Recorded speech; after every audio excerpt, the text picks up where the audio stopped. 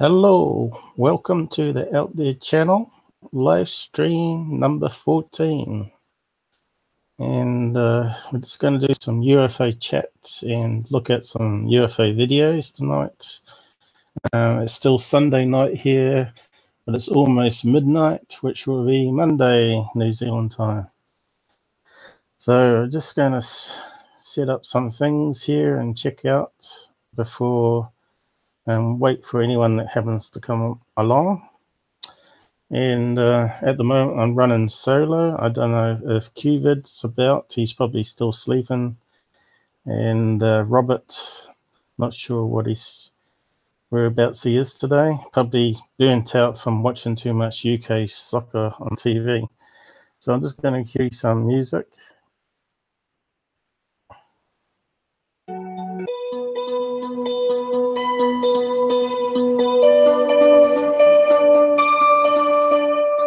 Cruisy Sunday, which will probably be Saturday for you guys, or heading into Sunday.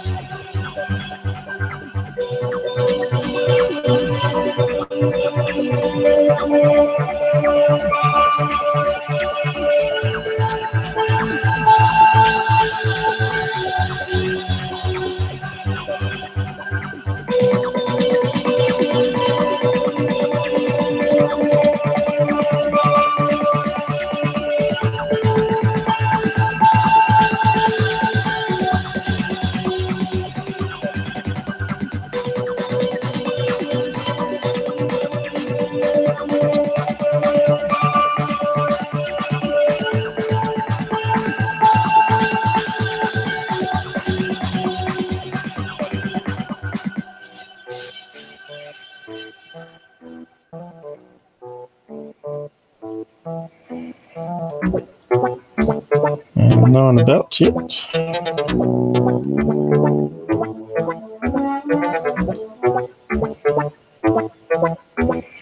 Just outside chat. I forgot to put number 14 on the end.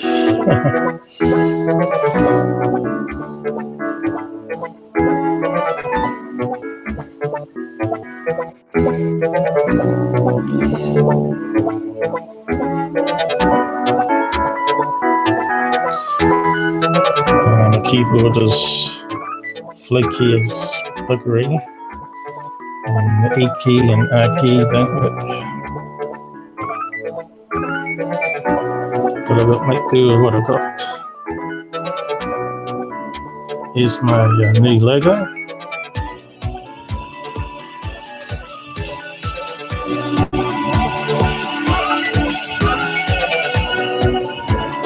We've got a UFO looking down, saying is that Vids talking about us.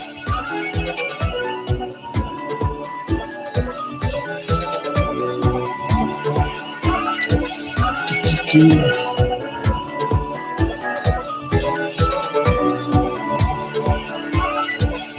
may not see my 4th of July parody or mime, or whatever you want to call it, which use those characters.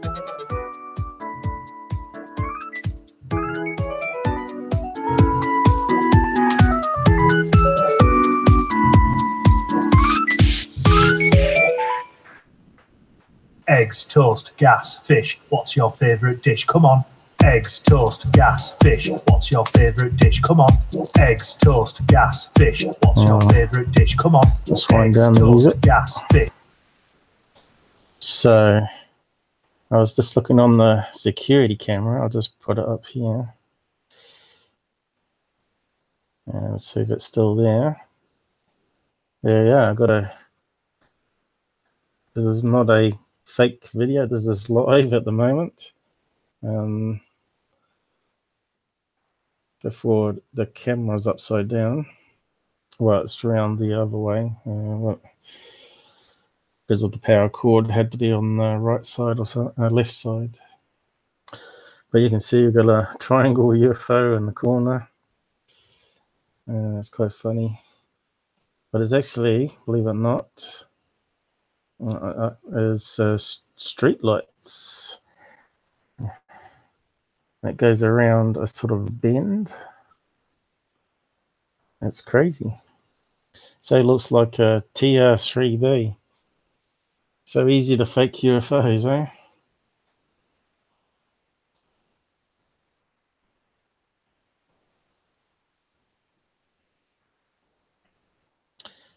Yeah. So what I was going to look at today is camera artifacts.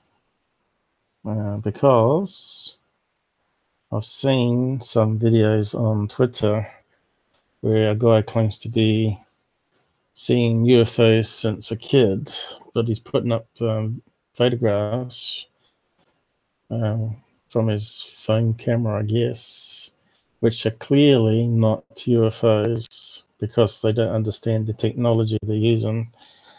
And I'll try and explain it now. I'll just switch to the desktop.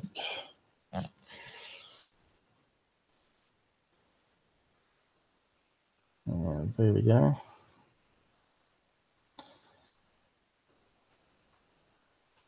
So let me just paste the link in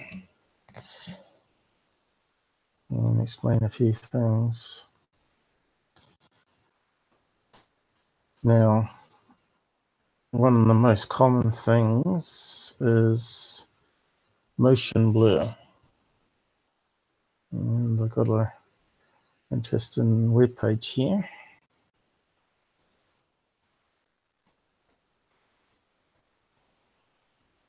I should just check the sounds coming through on the page.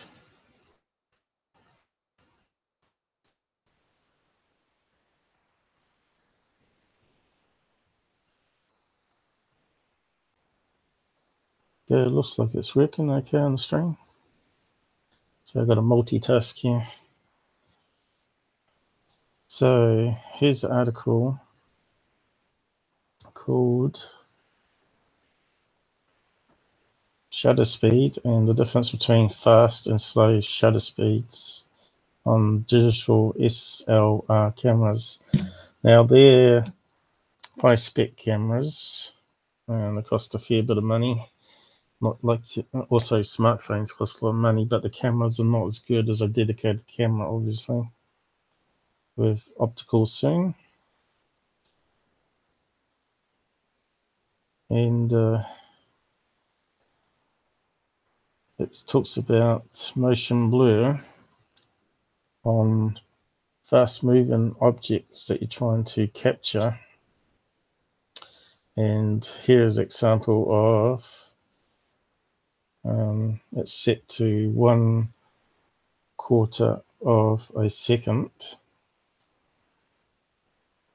On a slow shutter, you will also need a tripod to help avoid camera shake. And the photograph of blue water shown above was taken with shutter speed of 0.25 seconds. At this speed, I was lucky enough to hand hold the digital camera to avoid having to use a tripod. So he's saying here, you can see the water looks like a streak rather than seeing it as individual drops. And if you go further down here we've got a photograph of him set on a higher speed. And you can see the individual drops in the water from the shower head. What speed was it on? So that's on the speed of 1/60 seconds.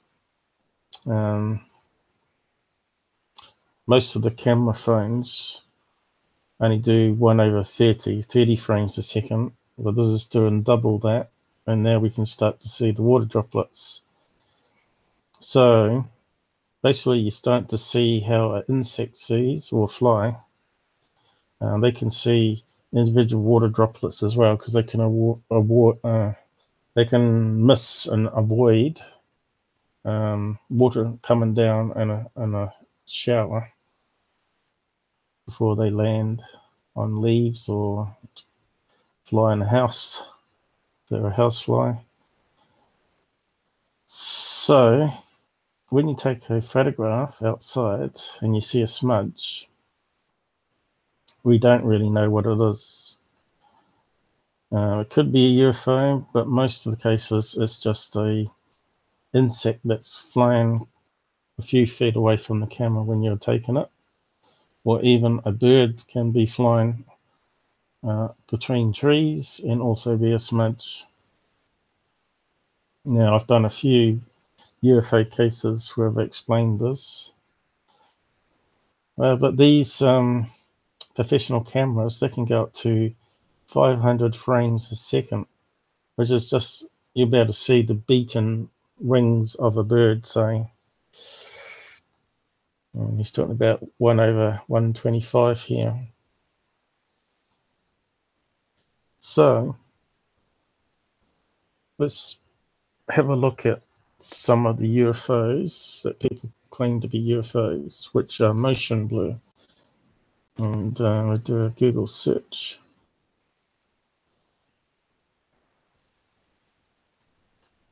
And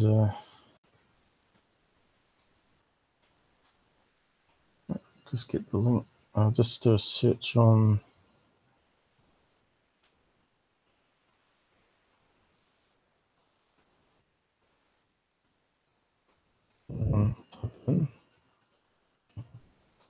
keyboards on the side. If I need to hook up another keyboard, USB one.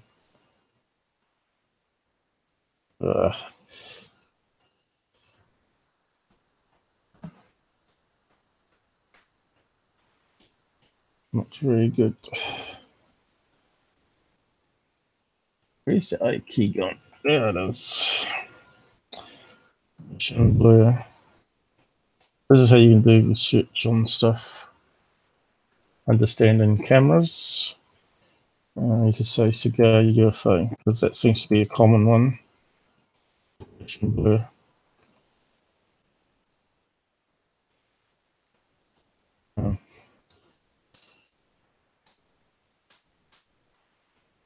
So we want to have a look at the images and see what we've got here. Now, we've obviously got some YouTube videos here, and one of the volcano. That one's quite famous. You get these glowing objects, but the volcano one is not necessarily moths or bugs at night time. There is actually an airport. I'm not sure how big it is, but we can find on the Google Maps. But there's an airport behind, and often you get helicopters that are moving in the sky here. And because these cameras are fairly cheap, they have that lower slow shutter speed on the cameras, and you get the streak or blur like this one has. Let's see if I can zoom in. So that's possibly a helicopter or even a plane, most likely a helicopter, flying to the airport that's behind that volcano. People don't actually tell you that though. But our friend Finn on Open Minds, he actually did a debunk video on this, and he shows it on Google Maps. But it's quite easy just to do your own checkup on it. But if we keep looking, hang on, I'll just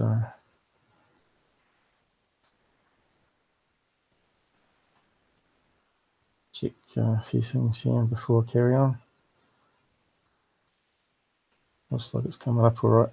The thing is, stream only does 720p, but my demonstration screen here is 1080p, so the writing gets corrupted and it's not as clear as what I'm seeing to what you're on the stream.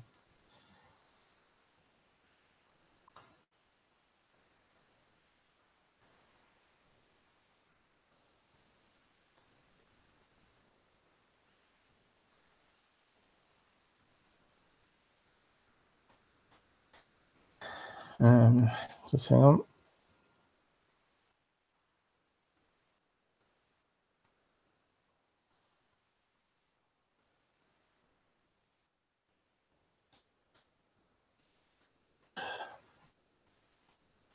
So yeah, go back to the list here. So let's keep going down so to find another good one to look at. Now here's an interesting one here. Strange object found in photograph. Let's see if we can get a bigger image of it.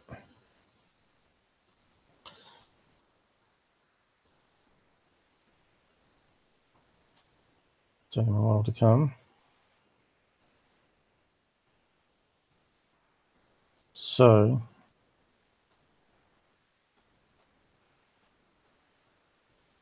I'm not sure what they're saying about it.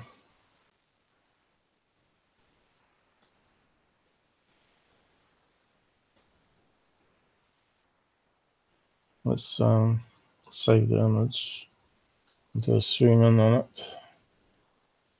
Although it's not the original.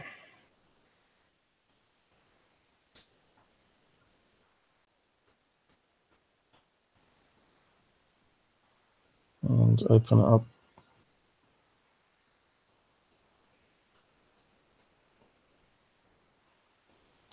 And if you zoom right in, you can see it's got some black line going this way. So it's heading in that direction by the looks of it.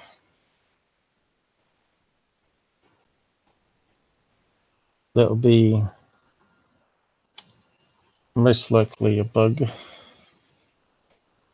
If we bring it into the editor, might be able to bring out more details. But because, again, it's a technical issue to do with the technology used in cameras. It's called CMOS chip.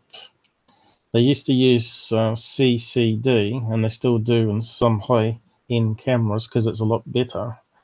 But CMOS takes some shortcuts, but it also uses less power. And I'll be going over some more problems with the CMOS in due course. And if we open that up in Paint.net, which is open source, better than Microsoft Paint.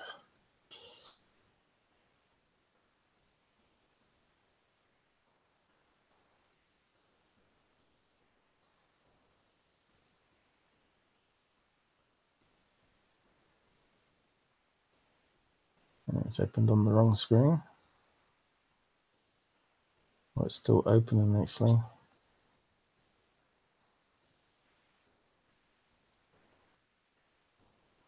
Says it's not responding.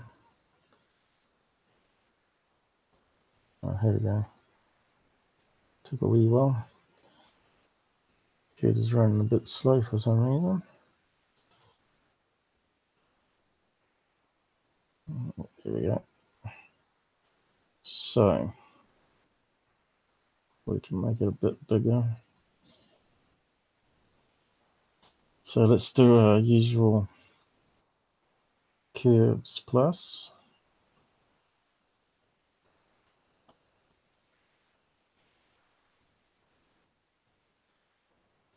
And flip colors. That's more of a fun one. And see what we can see better. Obviously, it's a lower res photo than the original would be probably.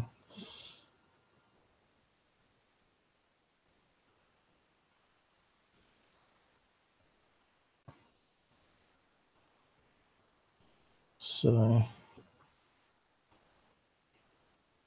it's certainly a strange looking alien craft with a droopy bit at the end here. So it sort of makes us either question that photograph straight away, whether it's a balloon or a bug.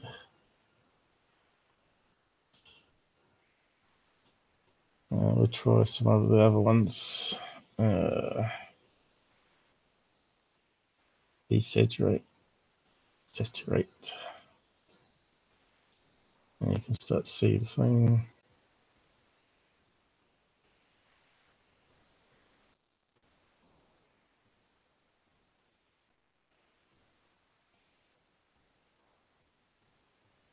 That's quite interesting. I'm starting to see some edging.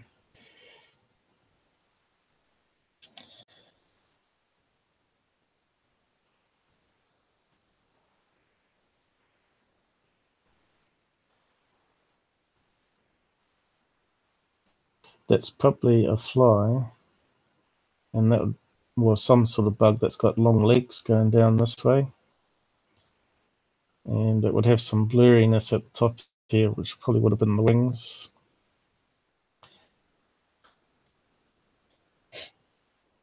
So let's have a look at some other photographs. I was looking for the cylinder ones.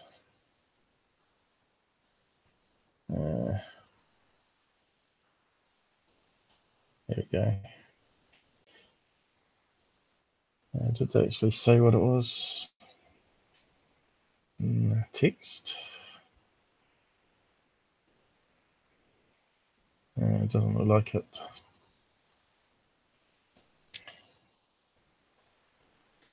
So keep having a look down here.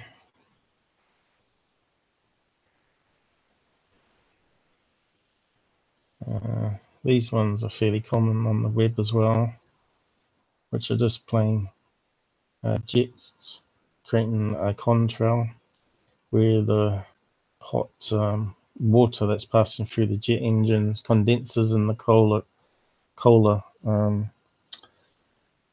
layer of air and causes what they call a chemtrail, but there's actually a contrail. And you can see there's various ones here.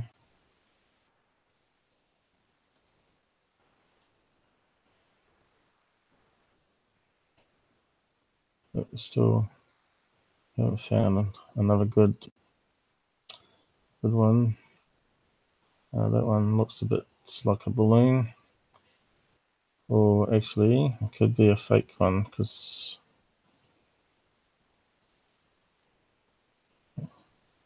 it could be a triangle balloon. Looks a bit uneven on the sides to be a TR3B anyway. What's this one here?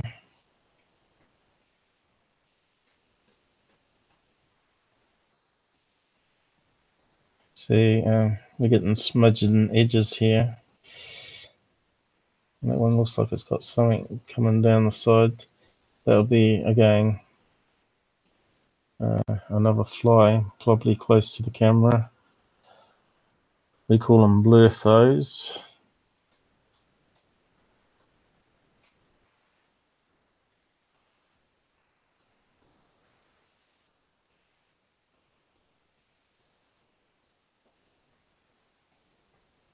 Hasn't given us many smudgy ones.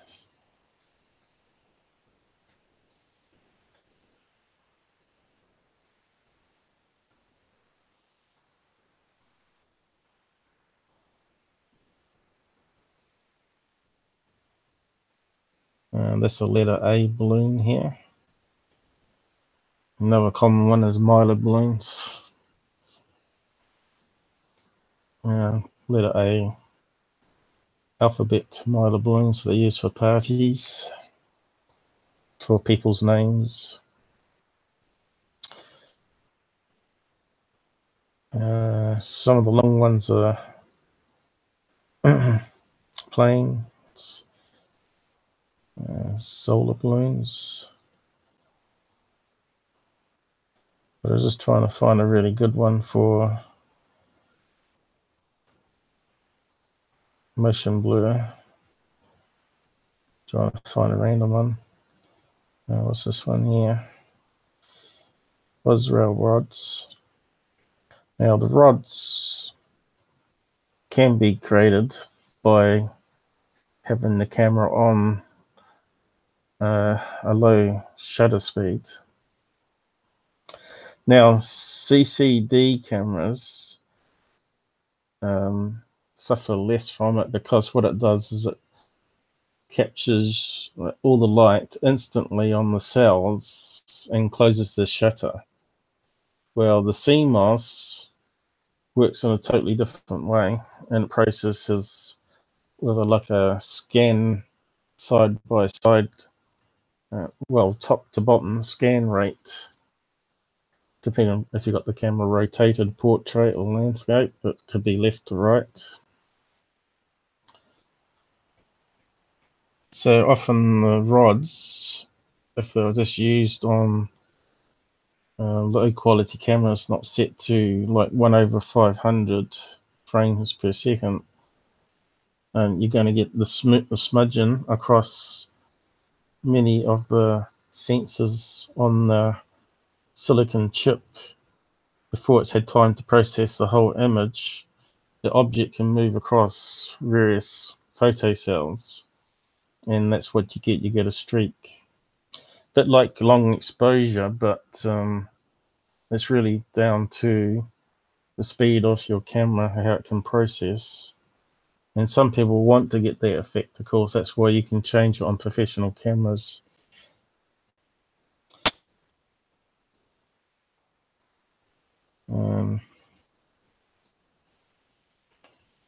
This one's got a few bugs in it by the looks of it.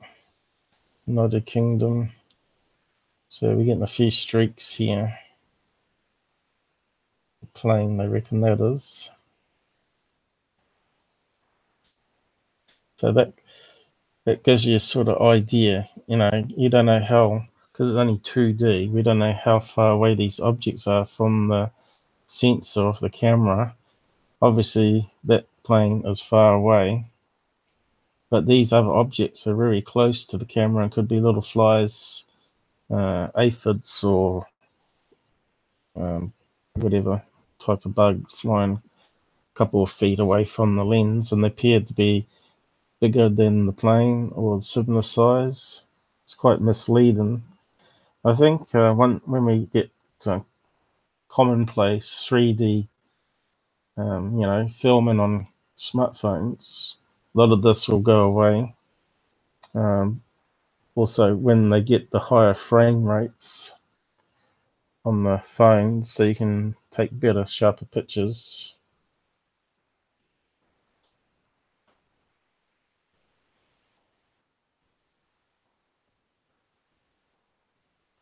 Now I've got an image here that I found, website with a good video of motion blur.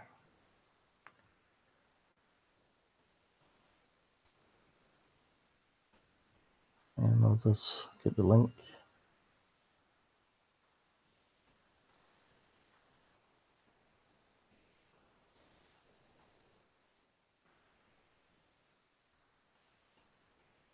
And it's quite an interesting little video.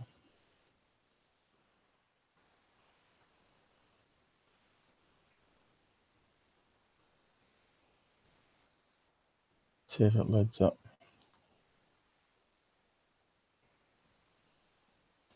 Incredible fast cigar-shaped UFO.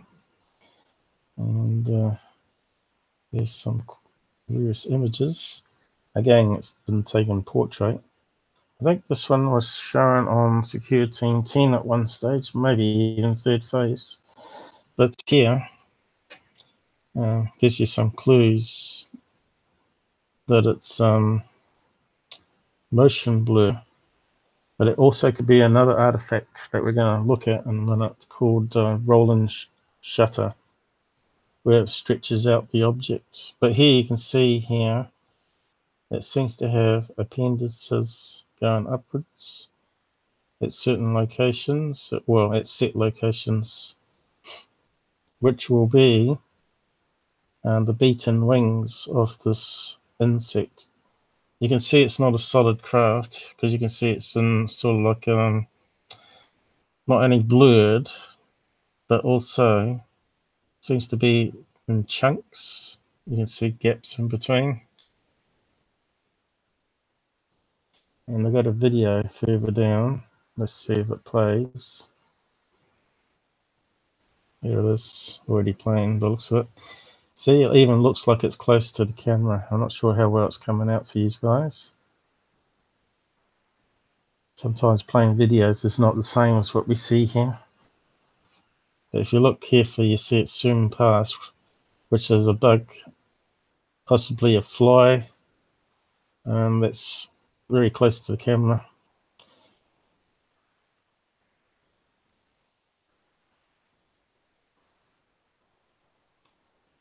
Don't know if I can pause it.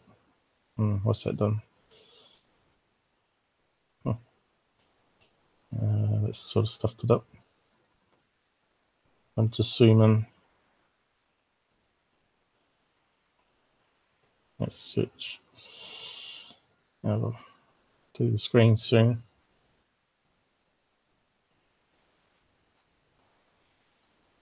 So you can see it's close. It just doesn't look right for an object that's moving fast, far away. And if you had 3D camera, you better see how far the object was away, and it would just totally blow it as a UFO. But that's a good example of camera artifact.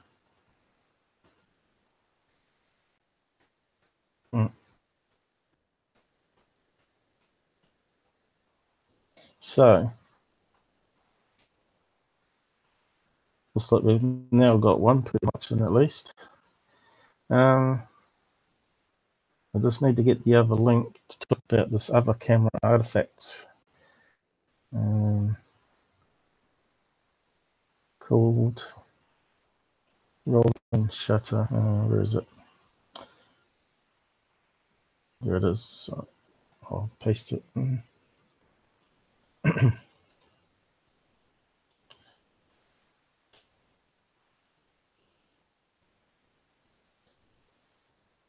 Of course, I was post these links on the side for you, but I do post them in my fan page and Twitter as well.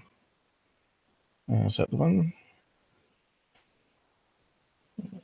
Paste that one. So this is this rolling shadow one. I should paste the other one. Did I have it up?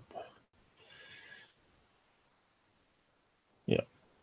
And the other one was talking about motion blur and what sort of settings you need before you don't get it. And 1/60, we can see water droplets, but anything less than that becomes blurry. And of course, most of the cameras out there do standard TV, or what you see on TV, 30 frames a second. And you need a lot higher than that to see how an insect sees it, because they've got better eyes than we have. So yeah, we're just looking at this rolling camera, and it depends if it's landscape or portrait, which direction it is. But this is what happens when it scans top to bottom on landscape. On landscape, so it's going this direction here, I think, and you can see the buildings are starting to deform because there's some movement. Fast enough movement, you'll get deformed images like this on your camera. A good one is, and we're even talking about high spec cameras here that they use. What's this one? Trying to give us a pop-up. And it's talking about how it scans from top to bottom. Although we don't see that, that's happening in electronics. And you can get some really strange effects where it stretches out fast-moving flies, insects, planes as well. So you don't. What you see actually in the photograph is a blue long cylinder. Is not necessarily what it was. So understanding these limitations of our technology makes it easier to work out what a real UFO is going to look like versus one that's sort of manufactured, or what we call a IFO, identified blurfo. So, and there's a good example on this one that you see often, and I'll get the link on my Twitter, Google Plus account, but I'll post it down the side. And Mick West did a thing on the rolling shutter with the beams of light that comes down from the sky, which sort of blows open the whole thing, what it's about. When you see those on UFO channels, I'll post a link down the side too.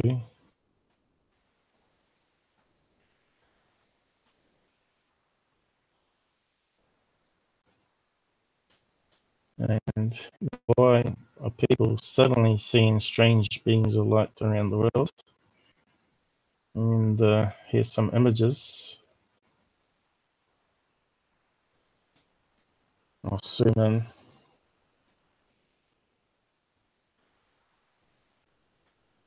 Yeah, you've probably seen some of these on some of the UFO channels that don't look into it and tell you about camera artifacts.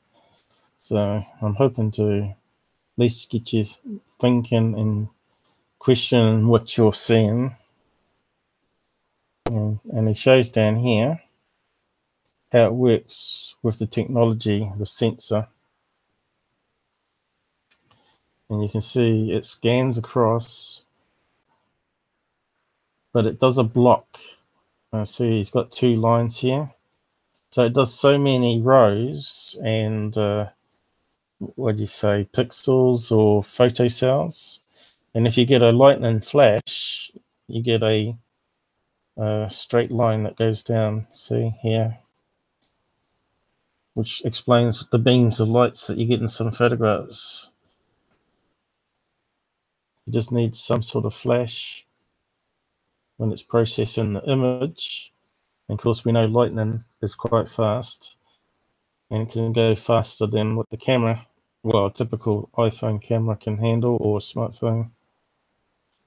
So if that was set rather than 1/30 or 30 frames a second to maybe a higher one, like 1/500, where you got the CMOS that's able to process it very fast, high-end camera, you won't get this effect happening because it'll process the image before the lightning happens. Or it'd be more obvious because you would have it on, you would see it happening across various frames. Also, there's another effect that happens. That's quite a good one. You can see it's a stormy cloud in that, so probably lightning. Some more here. You can see it's perfectly straight. Another one.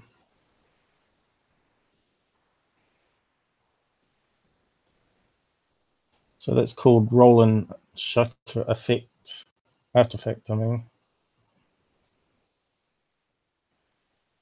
But there's also another one that happens with the photocells, where they get overloaded with too much light and it bleeds into the next photocells and can also cause vertical beams. And he demonstrates it here with a strobe with a conventional camera. I think it might be on his YouTube channel.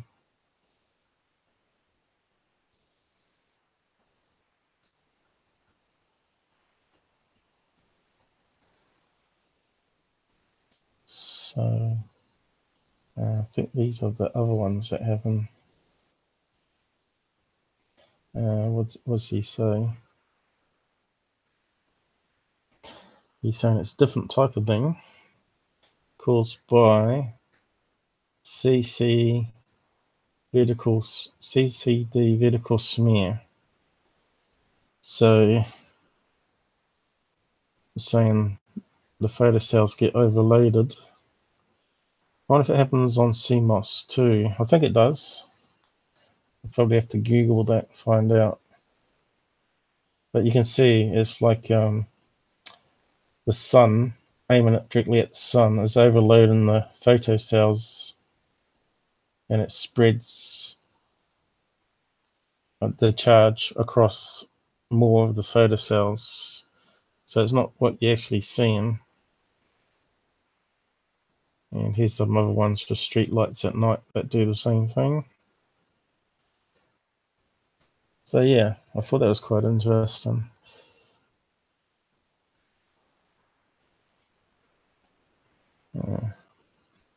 Is it going to unzoom? Or is it stuffing up on this? Here we go. So it's going a bit slow. So I was going to Google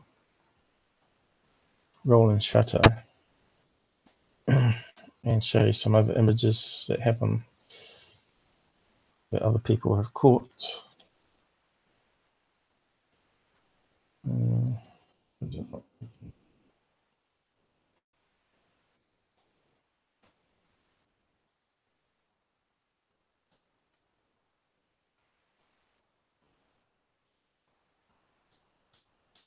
Okay.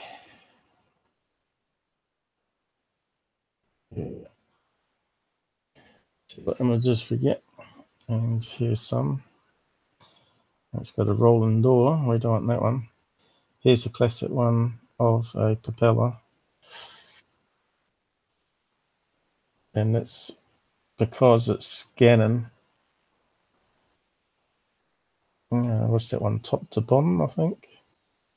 And because the blades are spinning so fast, our iPhones or smartphones capture it as a weird sort of pattern like this because it's scanning in chunks, and time it's got to the next chunk, the blades turn just slightly more. And here's another one with it looking a different direction. But if you get a high spec camera, you don't get this problem. You actually see it like the other one up top here. And some more.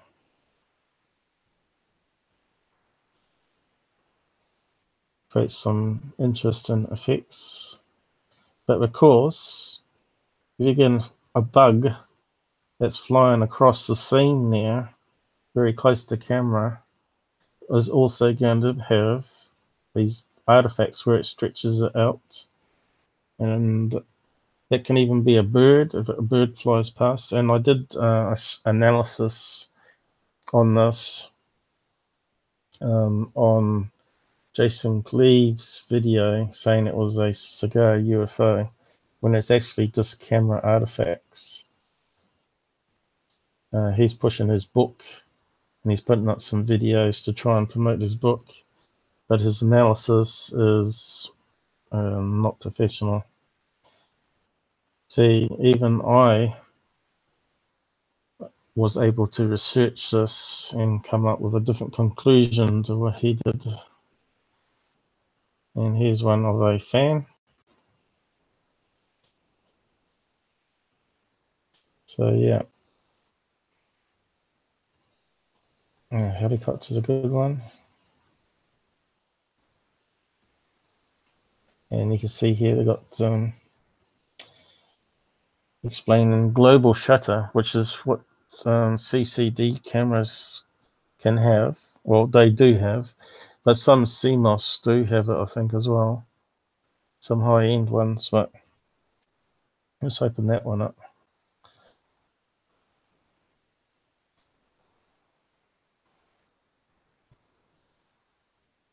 And it's slow. Very slow opening. So here it's giving an example.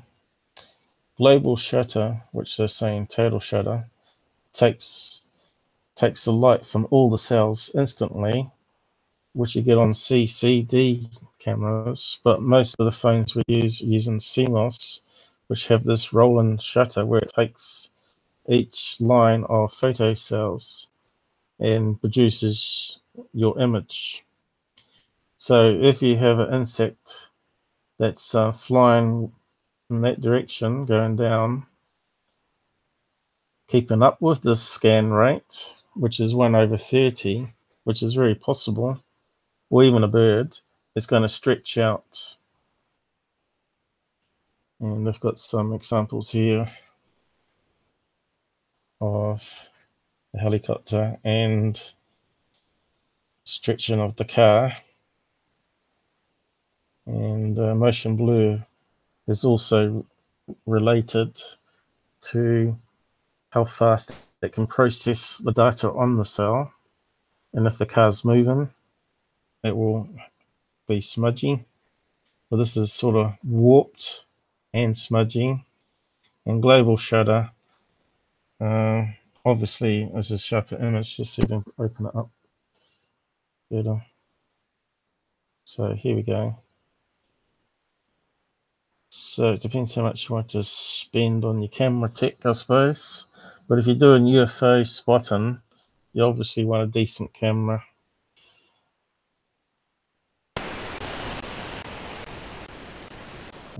Of course, most people have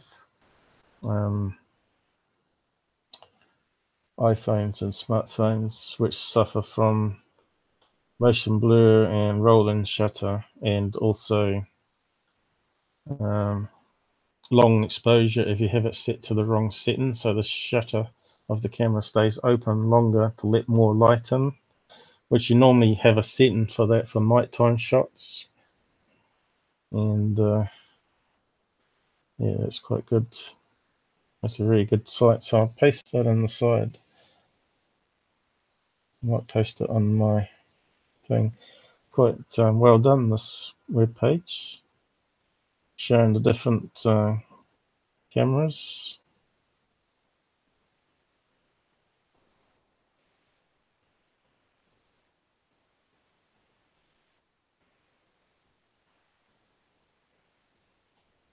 So yeah, so there's a lot of people, what I'm saying, on YouTube and Twitter that are posting these blur photos of bugs as UFOs, and also high altitude balloons, which might be milder balloons also. But obviously they don't understand the basics of the cameras, is what I'm saying, or the problems with cameras. But that lightning one was quite good that Mick did. Is it still open? I might just paste it on Google Plus as well while it's open.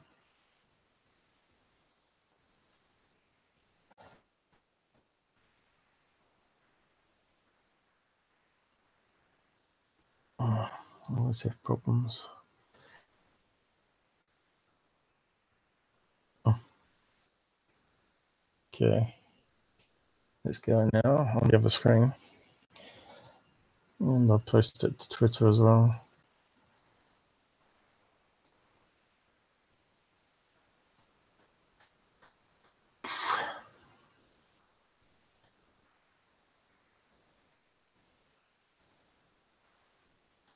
And don't know if you had any other photos down here.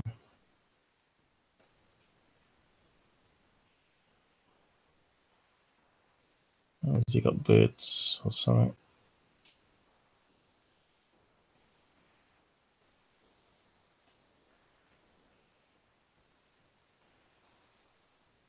These guys get really into it. Gets quite technical. I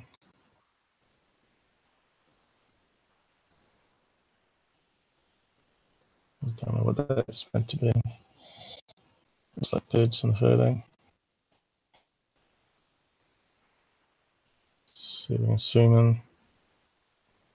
Yeah, sort of deformed shapes anyway. It's got some lines going down here.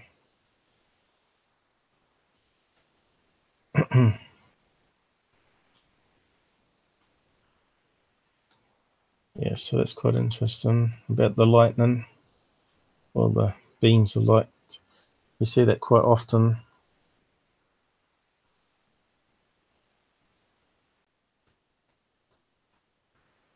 So what's the times worldwide? Let's have a look.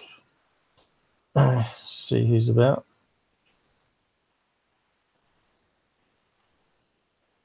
You think more people would be around Sunday and Saturdays?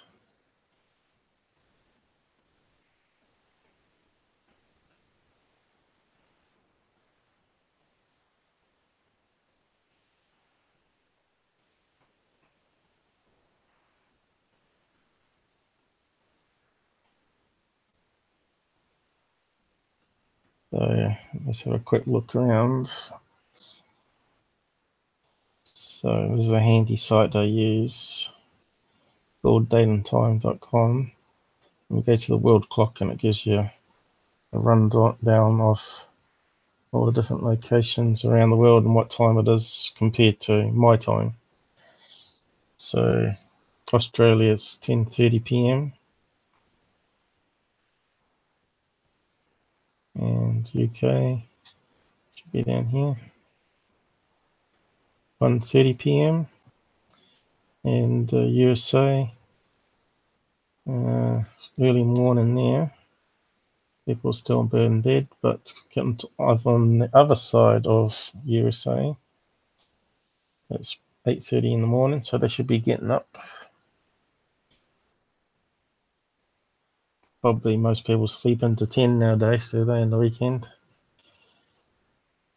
And not sure if New Zealand's there, should be there. There it is. It's now 20 to 1 o'clock in the morning. Canada. Looks like they might be just waking up over there, 10 o'clock, some of the locations. So it's quite a handy thing to look at.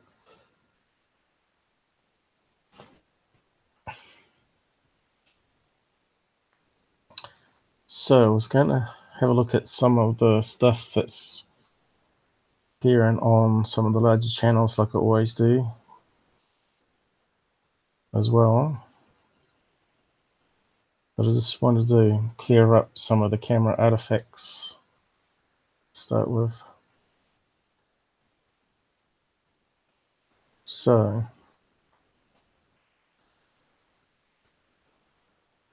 I'll just get a link.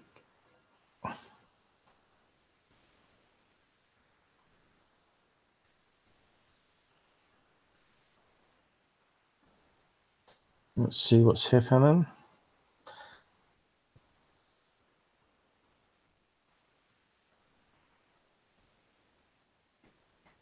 And sort of clear up some things.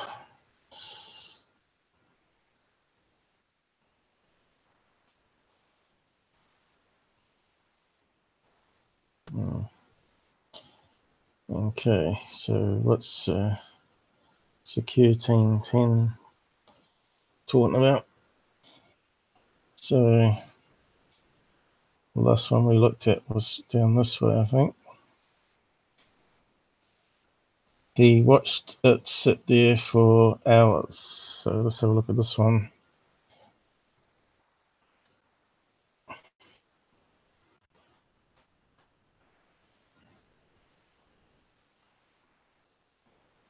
Looks like he's changed the title. So we're looking at this thing in the distance.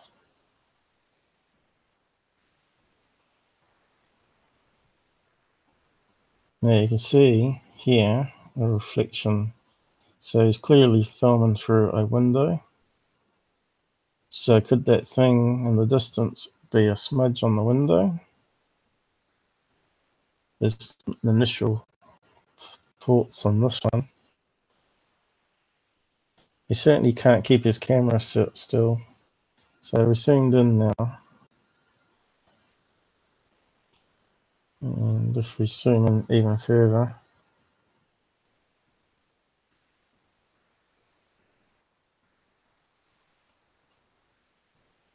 it's not looking very UFO-like, is it? You can see it's misshapen. And it still could be a smudge on the window, or possibly just a dark cloud. That's the two things from what I can see on that one. So he films it again 2 hours later, or an hour later. And it's still there. So the best thing is always to see if anyone is from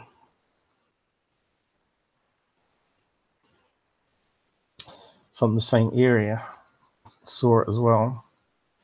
You probably could just do a search, but the easiest is to look in the comments, because there's bound to be someone that lives in the same area.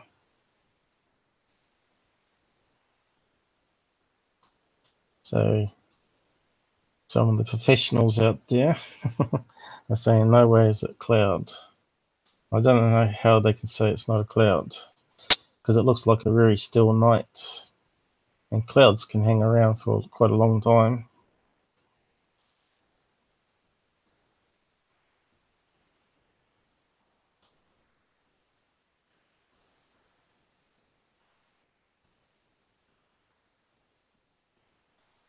So they're all saying it's not a cloud.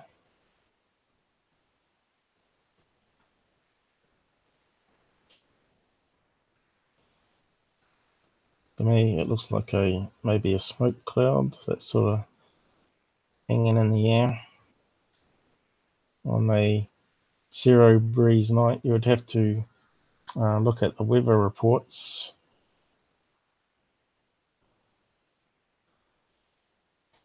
They're saying spaceship.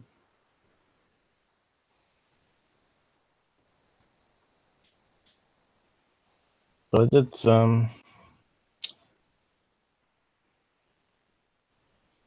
see a post down here somewhere where someone said it was clearly a cloud because he was watching it as well, and it finally broke up into bits and vanished,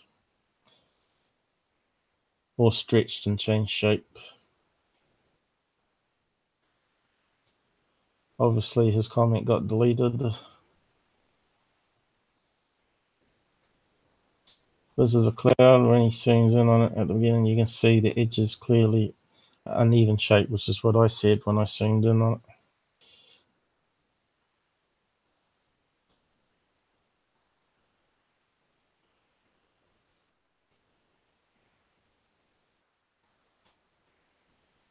I did actually post a comment on my Twitter, but I thought it might still be here. But you know how they clean up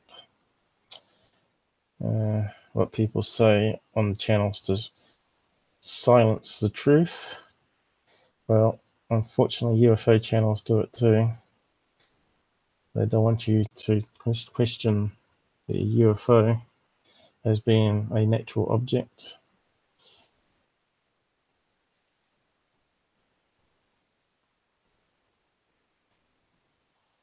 He gets lots of comments. It's a shame they don't pin the one that solves it at the very top, like you should do, and update the title from a clickbait title. See if I can find the post on Google Plus.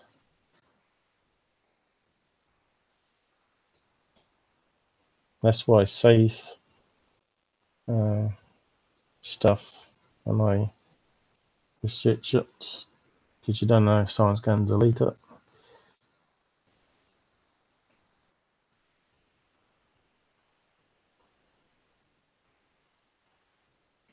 And there's the post I did earlier.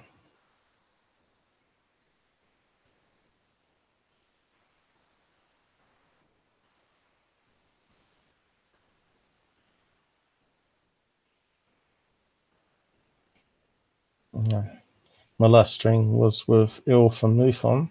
If you missed that one, it's a very good one to watch. He brings up some great alien abduction cases. And also, one of my earlier interviews with him was about his mother's visit to an underground base in America.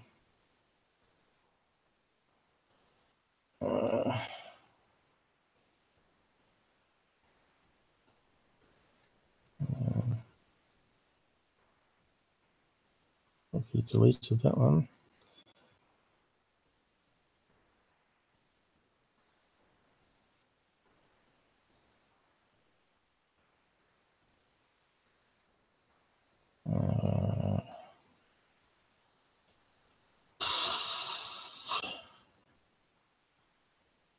It's very hard to find stuff.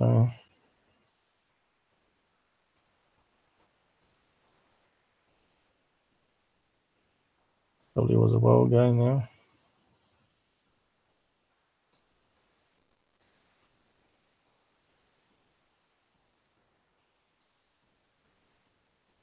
Because I'm always checking out what's happening online, seeing what's becoming viral videos.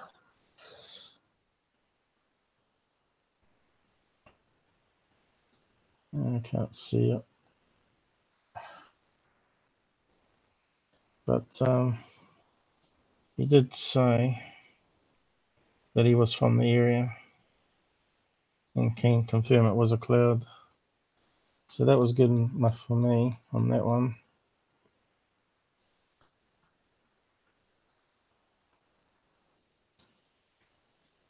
And something big just hit the ocean,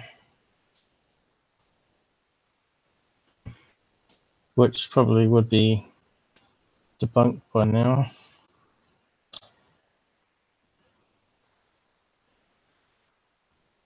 If something big hit the ocean, it'd be on normal news channels. Is that the meteorite coming down or space junk?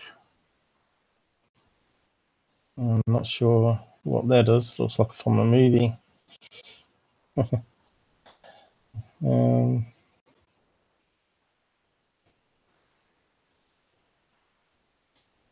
So what day was that? July, 4th of July. So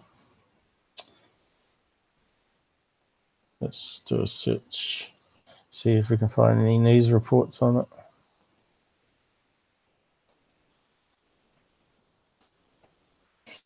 Don't remember seeing anything on our TVs, TV news anyway.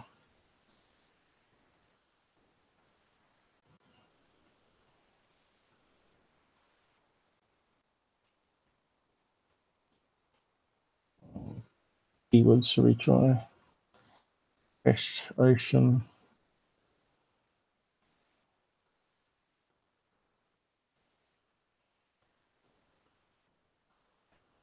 Try that.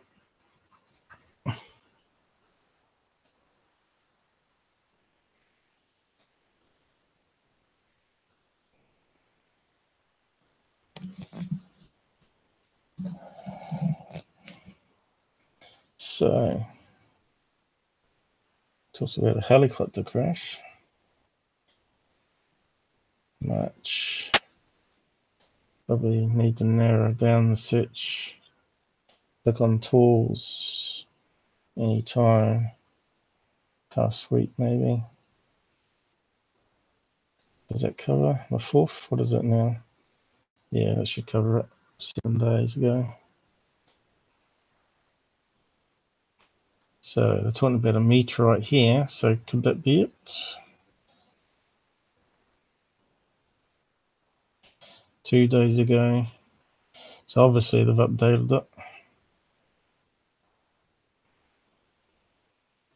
4 days ago. What's that? Would have been around the 4th. So clearly it's a meteorite, not something big. Trying to turn it into a conspiracy. Extraterrestrial meteorite fragments in the ocean.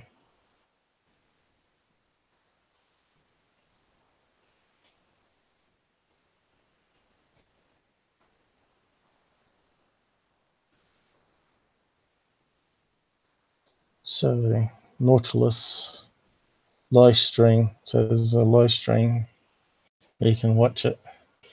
So what was the other ones? Of course, meteorite fragments can be worth a lot of money, especially to museums and research groups that want to see what elements and how it's formed.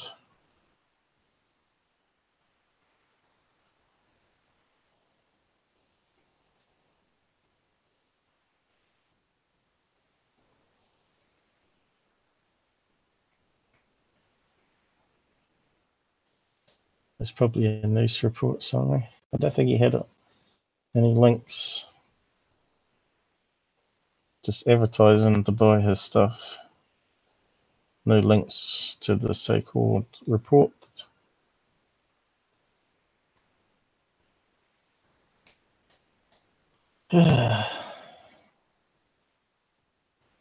What's this one? 10th. What's he saying? That one. Crash UFO found in the middle of the Pacific Ocean. Yeah. I think that's probably another one of those shipwrecks. Yeah, look, Shakir 1010. Fabricating stuff. I thought it was going to give us the link to the meteorite story.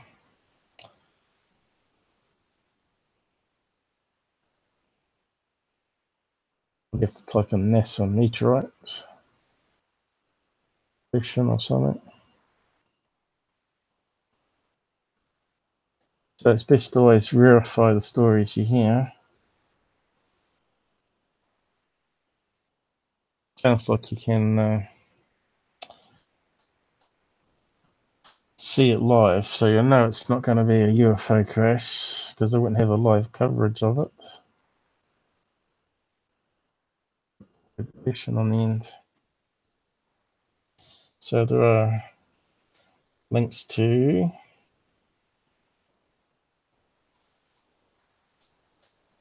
watch live.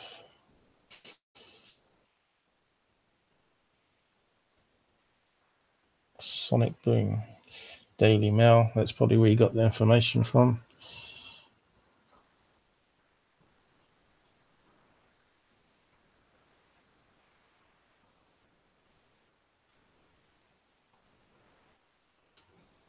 So they're just calling it objects as well, even though they know it's a meteorite. Oh, there's the graphic they used to emanation. And yep, the same picture. And the sky, and they're using sub, yep.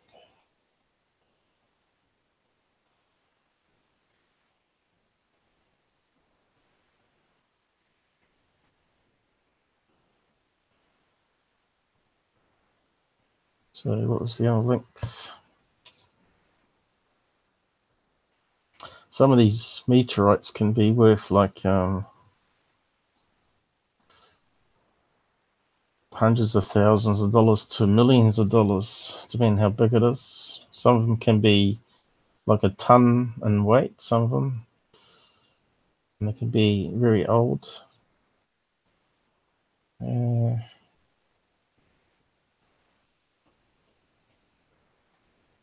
thought we had a live stream AMS Meteor Society CNET.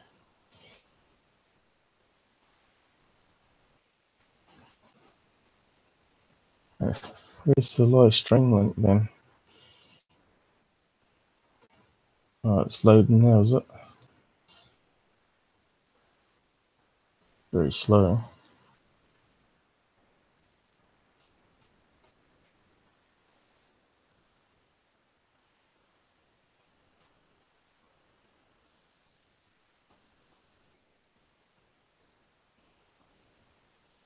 What's it say down here? A few hours into the mission, Hercules had already scooped up some potential interesting small objects from the seafloor for closer examination. Very slow sight. That's probably a video of the meteorite coming down into the sea, ocean.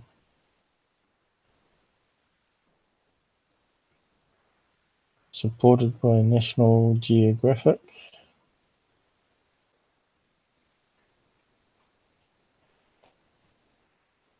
Oh, it's very slow on YouTube.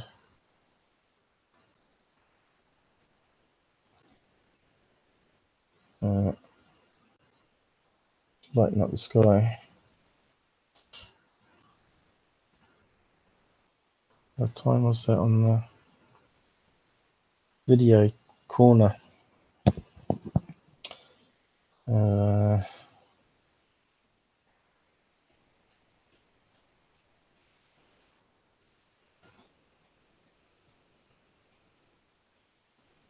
Look, it was the 7th.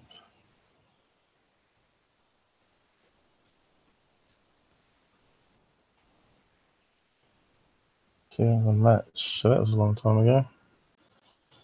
So the 4th must have been when they started the snooze item. So that one's sort of busted as a non-UFO. Let's see, we'll just skim it. He certainly can talk a long time about this sort of stuff. And then he's mixing other videos. Now that one there, since he had the image up, oh, I've lost it. Where was it? The image here turned out to be experimental blimps that they use at sea a while ago for the wars, or they use it as a target to test out weapons from a submarine to gauge them, make sure they're lined up and sighted.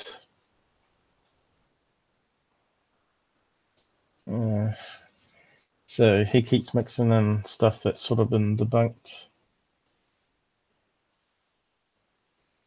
Some sailor leaked the photographs, of course.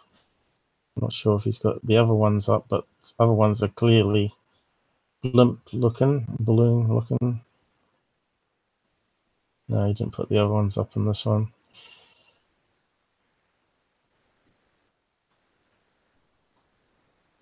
But he keeps recycling stuff to make a conspiracy out of nothing. Dishonesty. And he's got a new cat. Oh, interesting. And this one just came out 1 hour ago, which I haven't had a look at yet.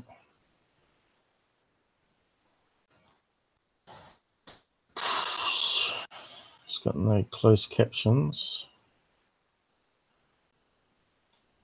back to the original logo too. Oh wow, look at that. Looks like distant lightning cloud to me. Or actually, that would be fireworks, wouldn't it, from the 4th of July? Right, that one's debunked. Of course, I can't hear the sound. Well, you won't be able to hear the sound, so you probably have to watch on his channel.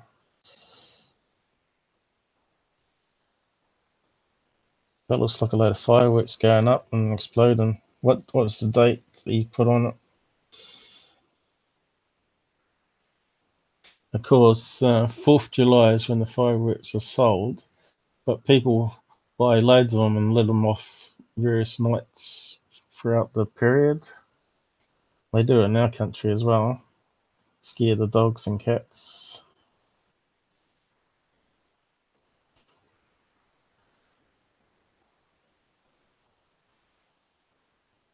This person filming it probably knows it is and sent it into security. I suppose it links to his site, does it? I don't know. Doesn't. Oh, yes, he does. UFO.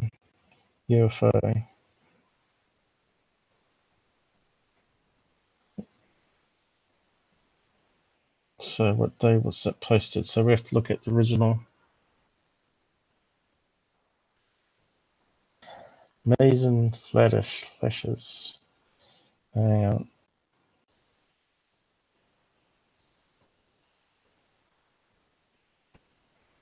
What's the date? There you go, 5th of July. It's definitely going to be fireworks.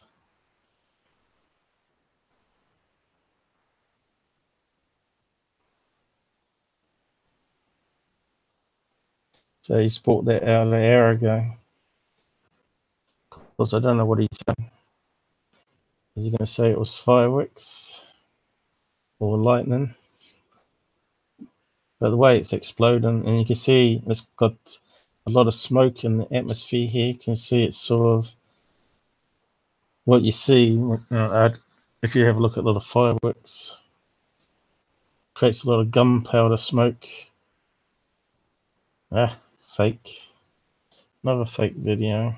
What's that got to do with UFOs anyway?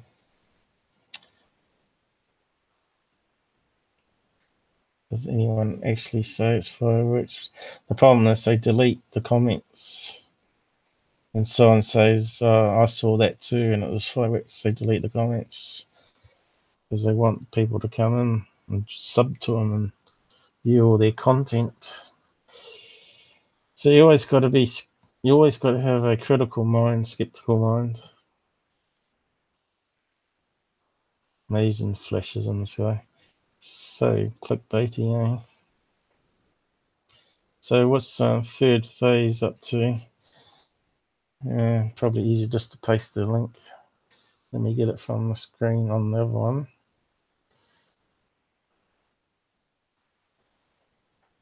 So that's all recent Security 10 ones sort of busted.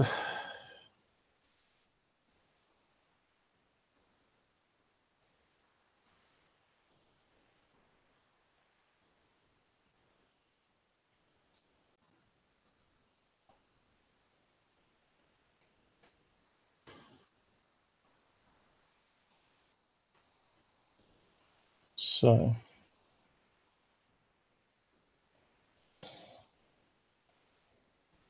all right, this one here. That's the last one I looked at. So what is it, guys? Look at the clickbait title. Flying saucer transported. No, it's not. And these people claim that they're changing their ways. So, laughable. So what do you think it is out there? You can see it's not very big, so the aliens are either going to be very small creatures or it's going to be a man-made object. And what they have at Area 51, they have a lot of Air Force bases. And they have a lot of waterworks out that way for tanks. Surely, if they're going to transport a UFO, they're going to cover it with a tarp. But to me, that looks like a radar dish that you use on back of one of those military aircraft. And we can do a search for it and do a comparison.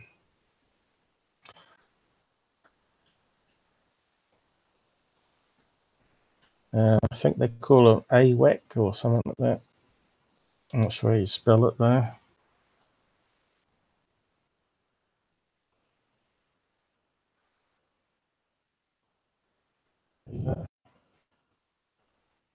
Spelt. Saw it before. AWACS radar plane. So we should get some images popping up. So there you go. Looks about the right size. And I got it on 2 straps though. And on that video we had it on 4. Or it could be a similar type of radar dish. But again, if people believe that on a truck is a UFO, it's very dumbing down. And here's a smaller plane. Looks very similar to these ones.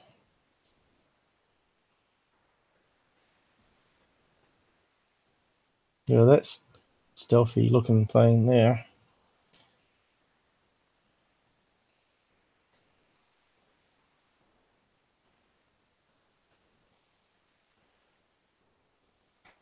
So I reckon it's a radar dish because it looks very identical.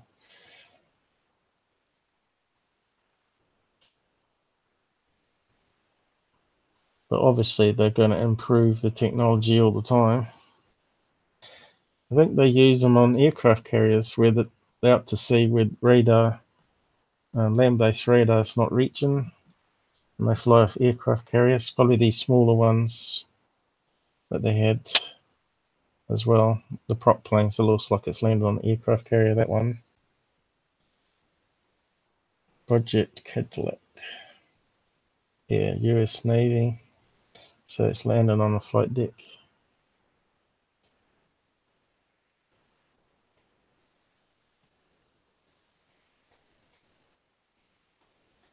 Let's see what we can find with stealth planes. What's the current stealth planes while we're here?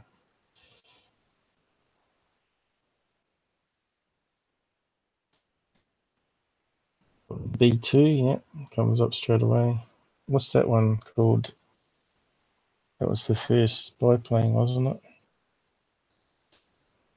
Well, one's a fighter and one's a bomber, isn't it? What's that one called? First stealth aircraft. It's not going to tell us. Same as, similar to that one. But it's not. It's got extra wings on the front.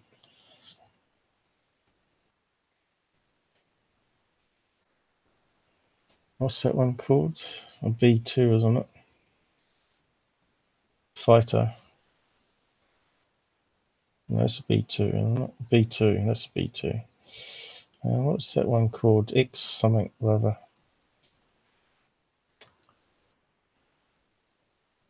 They have these angled edges because apparently it reflects radar crazily. Makes it look like a flock of birds or something. Or reduces the signal back, radio signal back, so it looks weak. It's like it looks like a bird flock. Or no signal at all, of course. What's this one here? Comparing it to a hawk shape. Does too. B2 stuff again. So that's the side view of that other one we were looking at. And that one there. Side view. Crazy. There was some futuristic one here. F-35. Wow. Stealth fighter jet. It looks like something from a sci-fi movie, doesn't it? You know, like Captain America.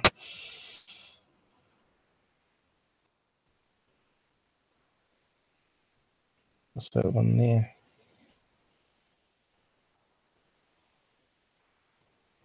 Very strange looking. EDI. Stealth movie.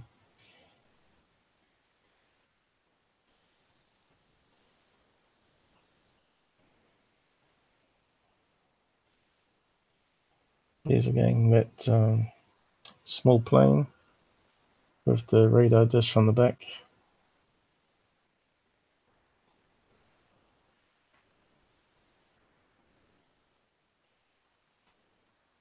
So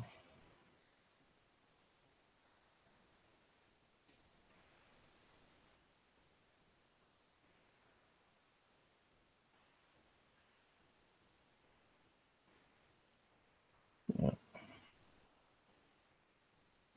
I guess the experimental ones are not going to see until they release them. But you can bet maybe the triangle UFOs we're seeing might be the next experimental one, because these are clearly triangle shape or V shape.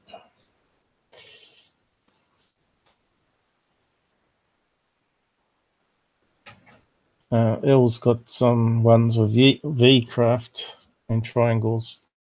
Hopefully you'll bring those cases to us with credible witnesses on our next live stream with him. So that'd be interesting. I actually did some experiments with magnets, and I was creating my own triangle UFO. I'm not sure if everyone's seen it or not. I've still yet to go back and finish it. See if I can find it.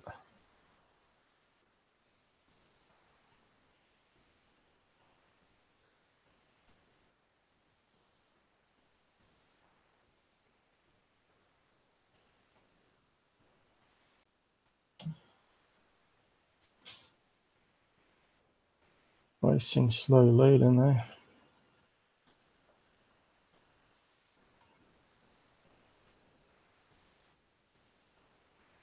So here's my channel. And it looks like it's put the live stream up. I was looking at that rolling shutter and motion blur stuff. So if you go here to playlists, I've now set up a new one called the best must-watch UFO episodes from the Out There channel. So I've put my best ones in there. About 20 at the moment, is it? 36.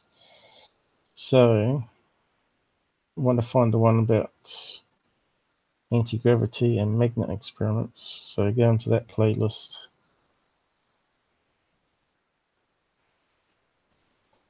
And there I do an experiment with speaker magnets. That's the wrong one. That's talking about Townsend Brown, which is an excellent video to watch. But we want to get the other ones. Where is it? This one here, my TRB3, further down the list.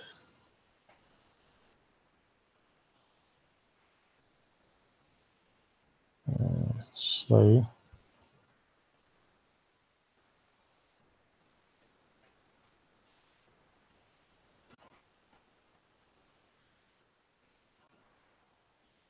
So I'm using speaker magnets and rare earth, and this is actually floating above the magnets, and it's pressing against this cardboard box. As you can see, it's not attached because I pull it away,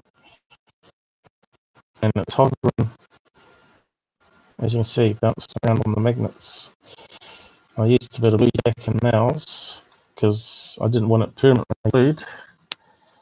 And as you can see that it's not actually stuck, and it can actually hold quite a lot of weight. So what I was going to do is create this triangle model of one of those stealth craft, or maybe a TR3B. Make it out of foam, like styrofoam, what you get in the coffee cup. But you can get it in packing boxes. You can cut it out with maybe a hot soldering iron, and then you can glue on some printed out image of a UFO, or one of those famous Brussels triangle UFOs. And it doesn't use any power, you see, it just floats there. And I was going to make it like a painted scene where the board is, and have army trucks and men standing around, a bit like in Rossroll. So it'd be good once I finish the project. But I wanted to get rid of the cardboard box, and you have a magnet on a post that pushes it the other direction, but it was actually quite fiddly to do. But I still yet to go back and play around with it, of course. So go and check those ones out. I have got some earlier experiments, and also I got some cheap Chinese versions. They've actually had the same idea and turned it into a levitating pen that you can buy.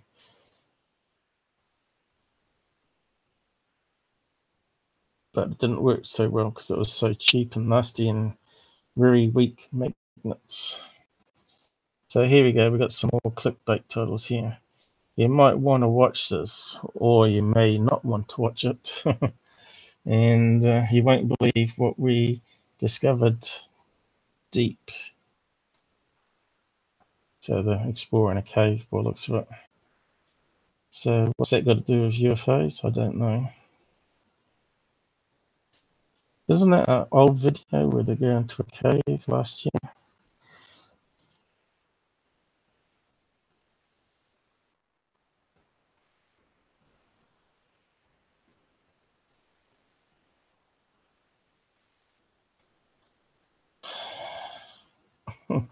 This is why I don't hear these guys, because I always burst out laughing.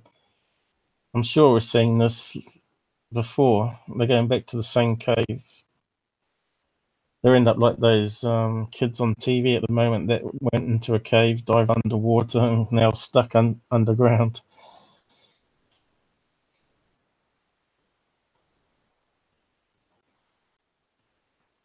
So, looks pretty boring. So what are we meant to see?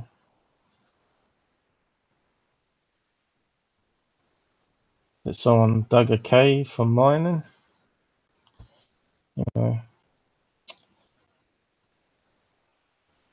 Pretty boring.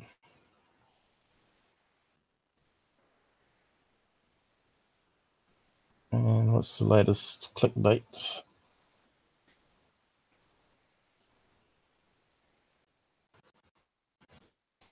Ooh, ad.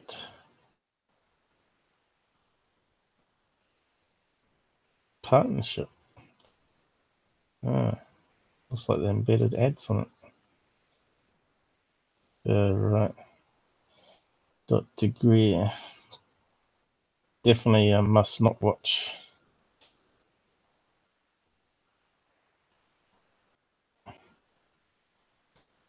So they've got some other video from some other source and advertising it. So why don't they say Dr. Greer talks about such and such in the title? So any other UFOs they got here that we looked at? The SpaceX one we talked about last couple of live streams. So not really much happening, eh? So that's them.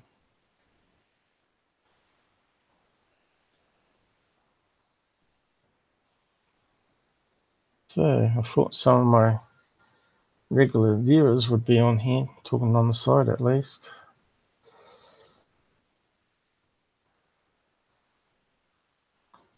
Or at least Vid would have been up by now.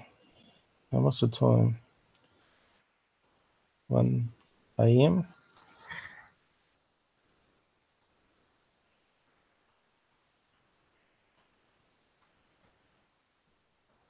So.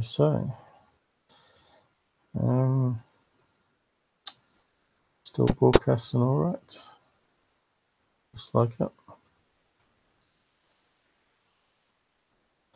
So, what should we do next? I think I covered some of the main stuff I was going to talk about.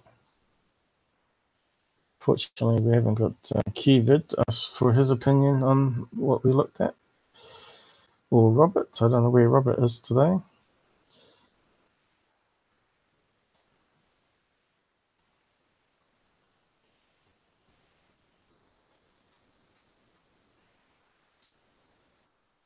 So, might just have a look at some MUFON cases, see what's happening.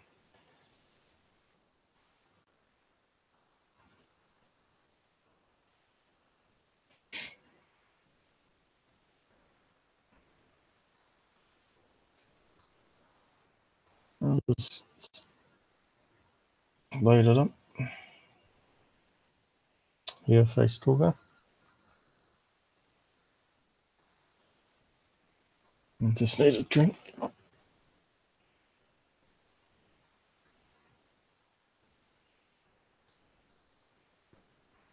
So, we're in a new month. 9 days. So 88 sightings worldwide. Yeah. Let's have a look at that one.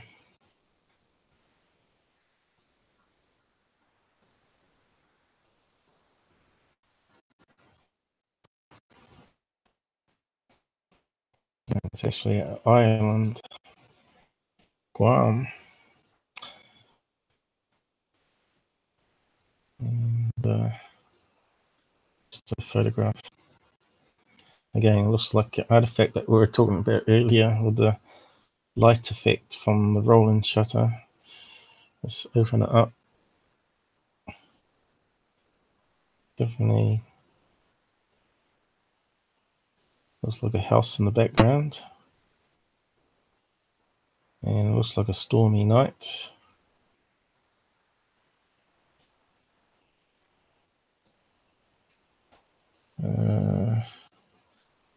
Also, it looks like he's filming. See the black lines? Probably can't see it. I don't know. But there's like black lines, like it's filming through wire mesh or window or something like that.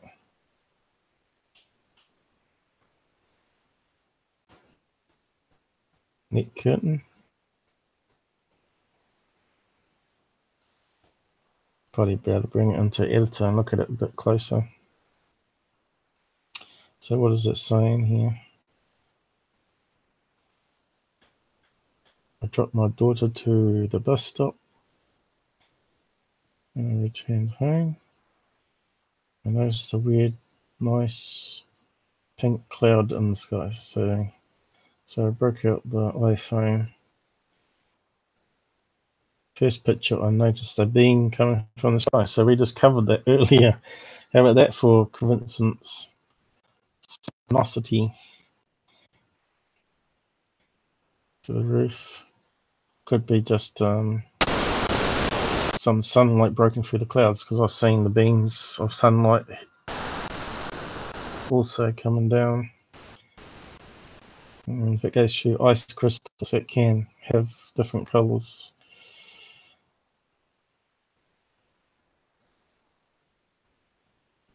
So it does look like a rolling shutter though. I can't see any pink clouds there though. This is talking about this over here. You can see the sun's over here somewhere.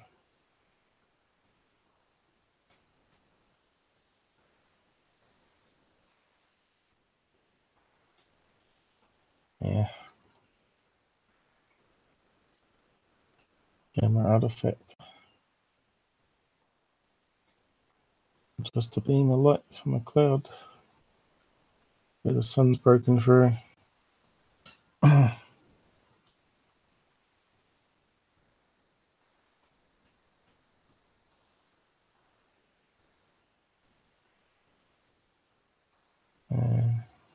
7 to 8 pictures. An object in the pink card, like 5 to 6 of them. So, did he have more photographs then? Looks like he has. Let's have a look. Why is it not going? Perhaps he hasn't got more because it's not scrolling.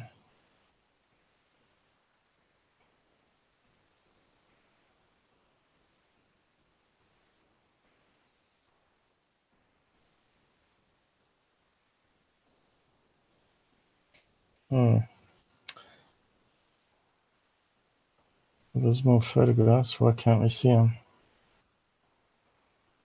There's only like one image there.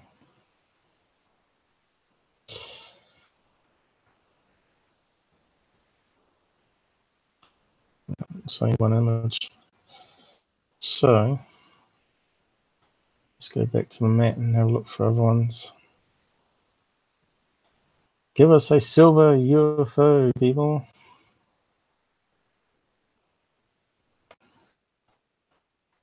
Let's go around. If there's any in New Zealand. Not much happens down this way. Australia gets a few.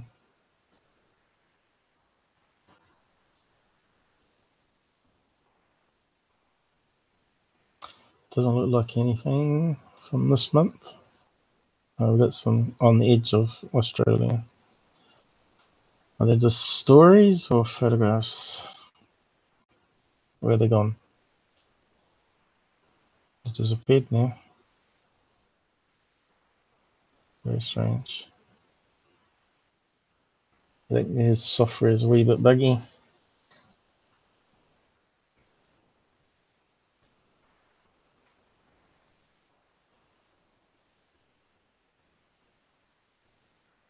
Ah, there we are. We just got a load of them pop up. Still none over New Zealand. Now they disappeared again. How do we get them back? Buggy. Oh well. Just want to have a look at them. Oh, so it has to be over that side for some reason. So how far are these ones going back? I think we looked at that one last time. Yep. Black triangle. No photo.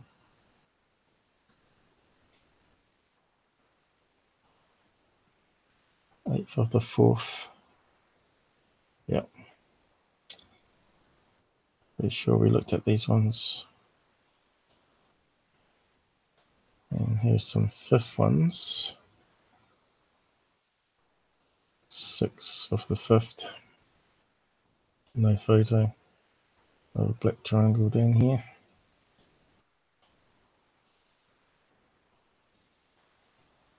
No photo going. 2017, that one. It's a shame it doesn't show us just what's this month. I don't know if there's an option. As you click on there, right? What's that do?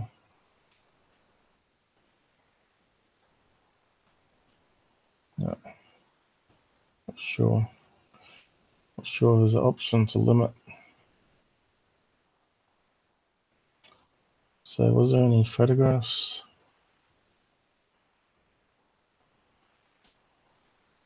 Ah, there's one. What's this alien one?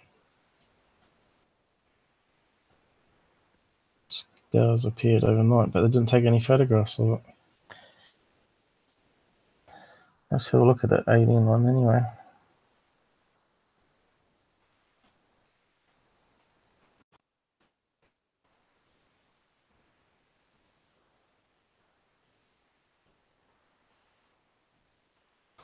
All my life, strange scars or marks appear on my body. Overnight, a doctor once told me that scars that appear on the side of my left foot were where I had stitches. I never had stitches in my foot. It continues to this day. I've set up my phone to record my sleep on many occasions.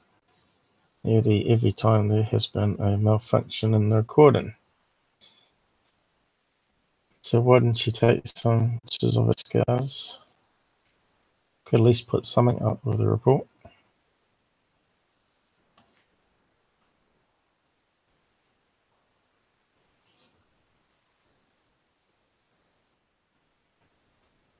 Yeah, that's another annoying thing. We lose our place when we go back out.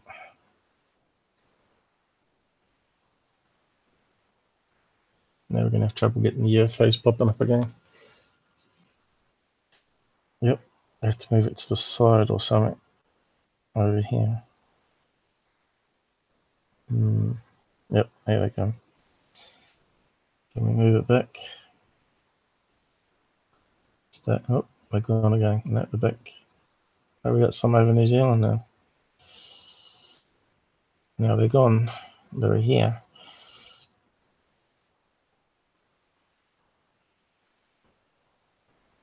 Maybe there's a delay. Shouldn't be that long though.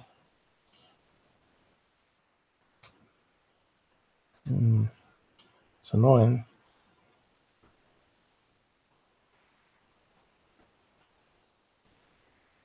No, I've lost them again. Now they're back. Can we get to those other ones? Takes them away again. Crazy. Things like this that can frustrate you. They were the better on full screen.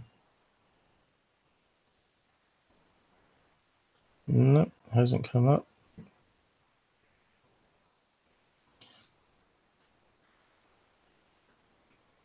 So it's not to do with that.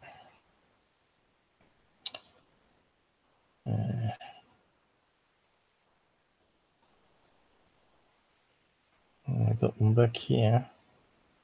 There was some over here. No. Oh, there we go. Better not move it. What's that say? Up in Auckland.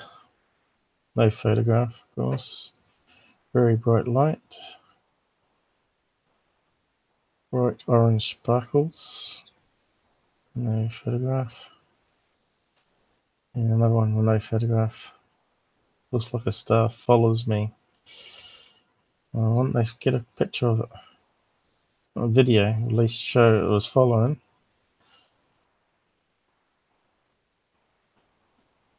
So we had one here that had a photograph, but we may have looked at it already. Formation of flashing lights. May have looked at it last stream that we did. I should finish off my NASA investigation on the 75 sometime as well.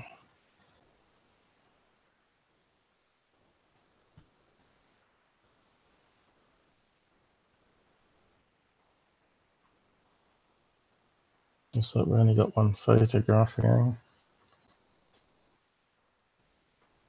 Yeah. Photographs are no good. We need video. And we can't zoom in on this picture unless we save it. Can't see. Is it taken through a window? So we probably could save it. Zoom in on it.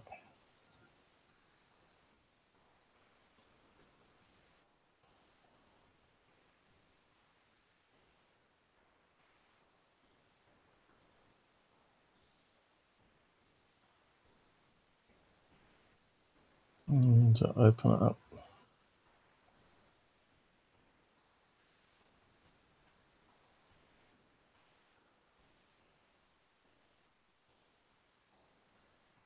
Probably can resize it. Still can't see much. Here we go. Looks like balloon up there, or fly. Oh yeah, that's really handy, isn't it? Couple of pixels. So I'm not going to tell much from that.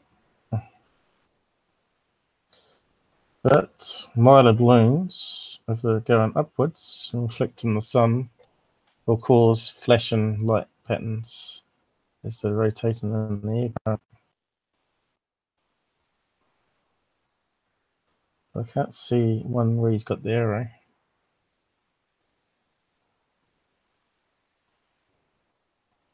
So I'm not sure what he's pointing to there.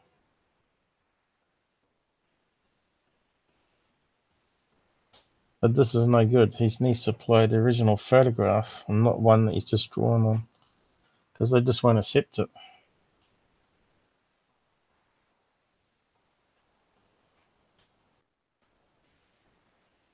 Can't see what he's looking at apart from possibly balloons. Definitely not in that photograph there. They're at the top.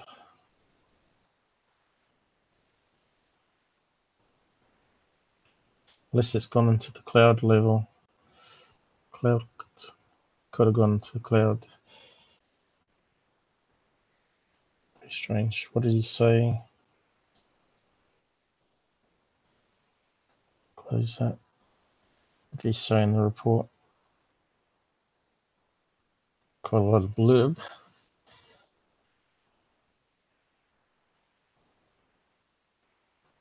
Victoria. Low cloud. Light rain.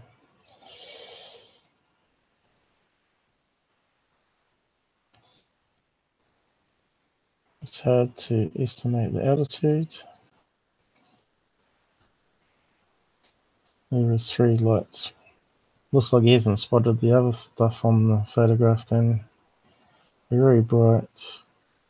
Magnesium burning. 5 minutes.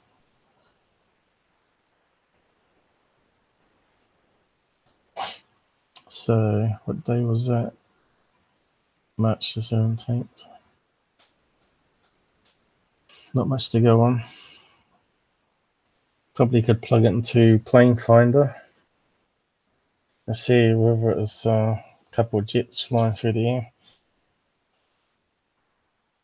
But looking at the image, looked like a couple of balloons were flying upwards into the clouds.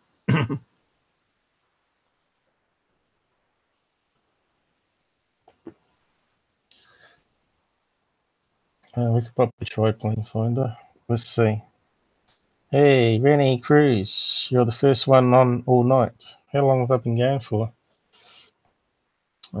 Since 1:45 to midnight, was it? Been going a couple of hours now, talking about various stuff.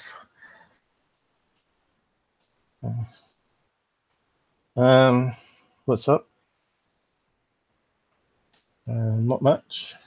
It's just that we haven't got any chatters on the site or on voice, and I've just been going solo, talking about camera artifacts, and looked at some of the nonsense on third phase and security this week, and now I'm looking at some MUFON cases.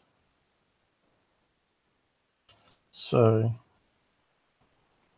we could plug that into Plane Finder. Well, Victoria, yeah. Victoria's going to have a lot of aircraft flying around, especially at 8 o'clock. Let's say here. 20, so that's track 12, yeah, 8:30. Let's see what's happening in the skies at the moment. Computer's running a bit slow. So whereabouts are you at the moment, Renee? In Philippines or another country? You travel a bit by the looks of it.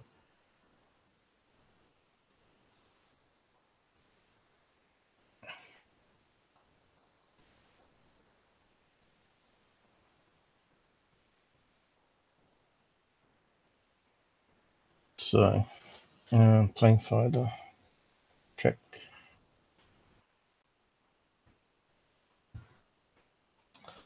This has in the past crashed my streaming software. My poor computer can't keep up with it all. That was a case that I did on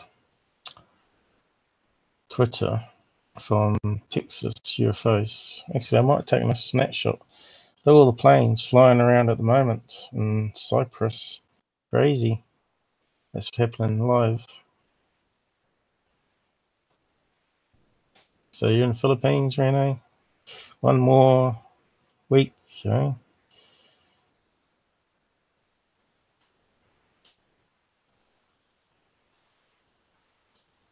So, I was going to bring up, I think I saved it. I was going to bring up that case. I'll just get sidetracked.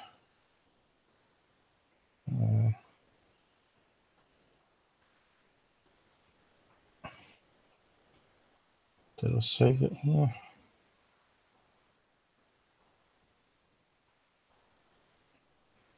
I was talking about these as well. Contrails. And on these save folders. Could be that one up here. 93088 case. I think that's what it was. Yep. And Texas UFOs brought it up because she normally posts Texas UFOs, but this day, she posted about this being a strange UFO. And most people know that's a sunlit plane contrail, saying it's a mystery contrail.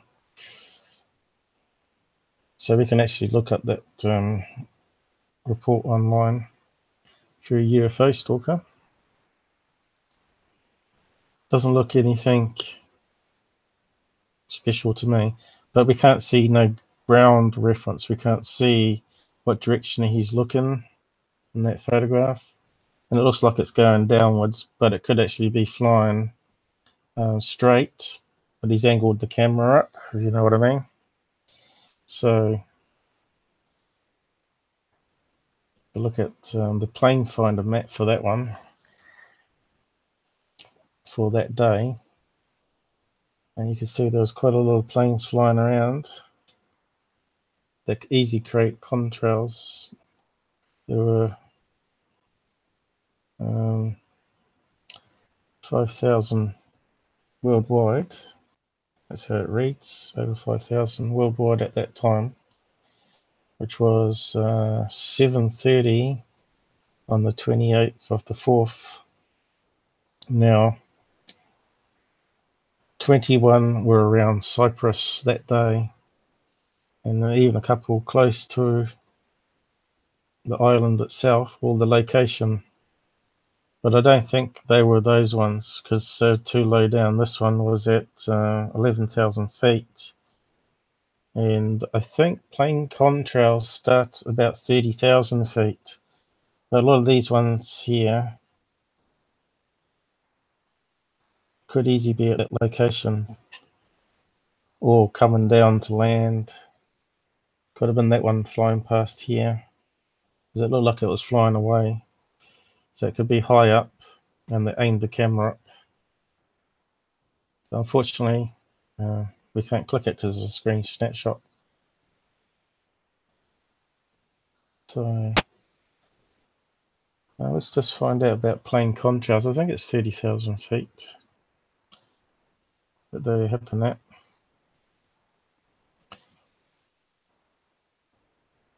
Yeah, slowing us down here a bit.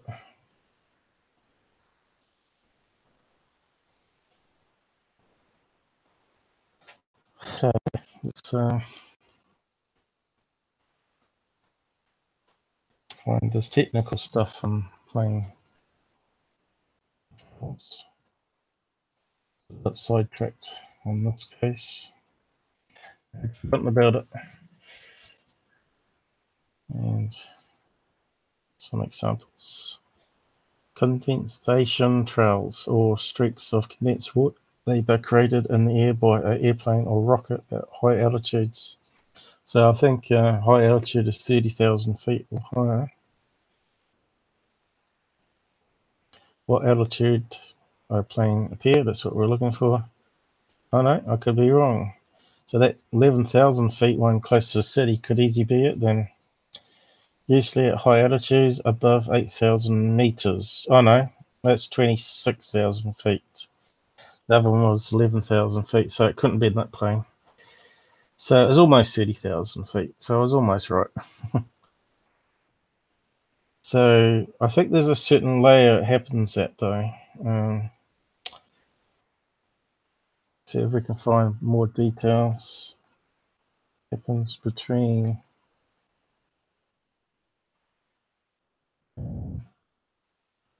altitudes.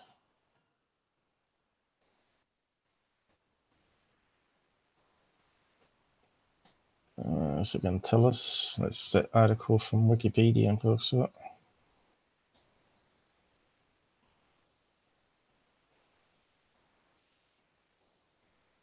Pretty sure there's an upper limit to, because the air gets thinner and obviously less water higher up.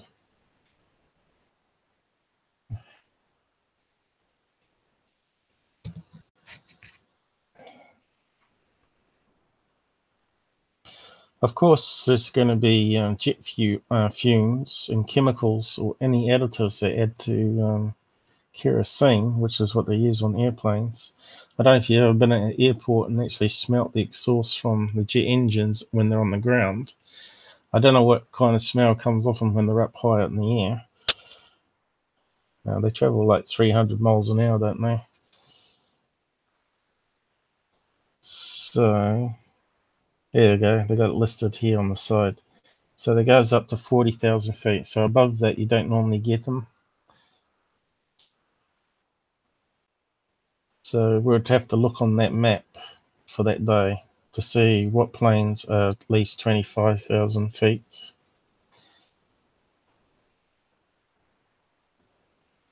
And you can see they don't form right at the end of the engines either. They appear probably almost half a plane length back, and it looks like it's coming from the tail, some of the images. And then you get the engines on the tails that look like they're way behind the craft. I don't know if they got any pictures here of that.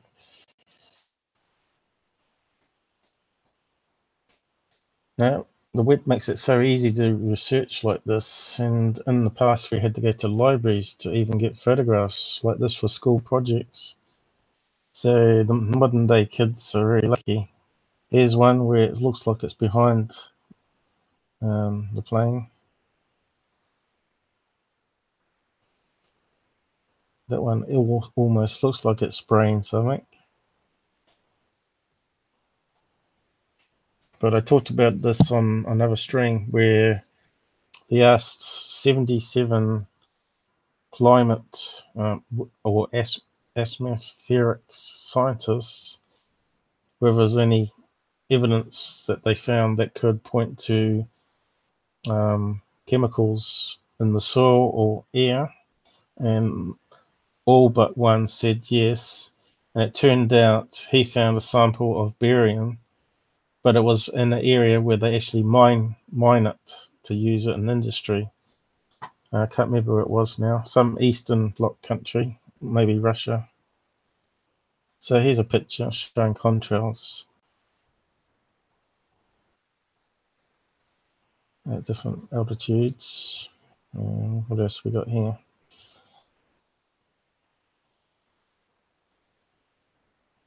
Two planes together and you're getting multiple contrails.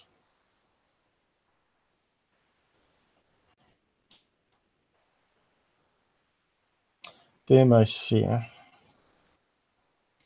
And it shows you here on the chart what levels the planes are flying. 10,000 kilometers above to 20 kilometers above. Rockets. And what's that? Weather balloon. Meteorites, 60 k's above. Mesosphere, stratosphere,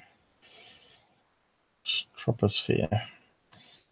All the stuff you learn in science class at school, I guess.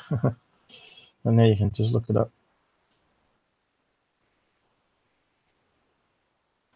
But we'll want sunlit ones like that photograph. So if we play contrails sunlit, you get that one similar to that photograph that we're looking at. These are obviously in clear days. And here we go, we've got the famous sunlit one. Looks very much similar to that one. I still got it up. I was looking at the bug UFOs before. Looks very similar to that one though. Whoop. Don't want to click on that.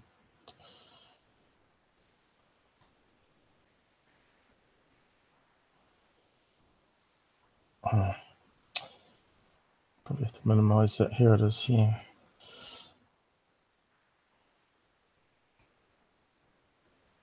Now we can zoom in on it. But it's obviously not as sunlit as that one on the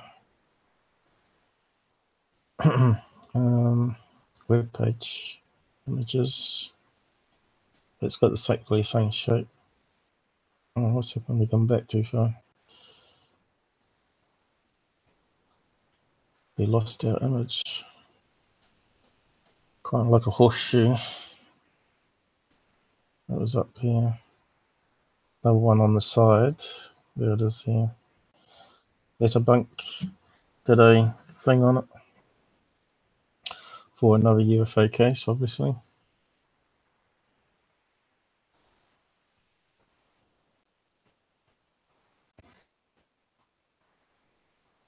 Bible over Mexico, space drink. Sunset plane.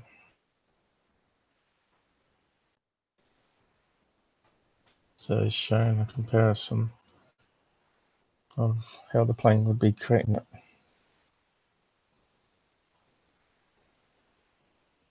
See, it looks like it's coming down, but it's actually flying horizontally because you're aiming the camera up. So we've got no ground reference.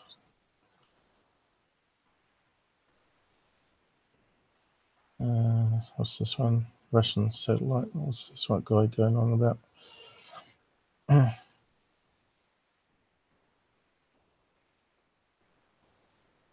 Satellites. What's that got to do with it?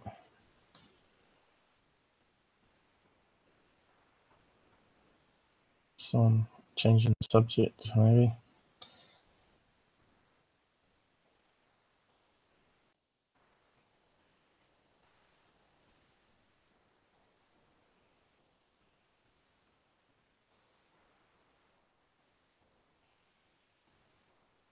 What's that got to do with the contrast? Looks like they changed subject halfway through.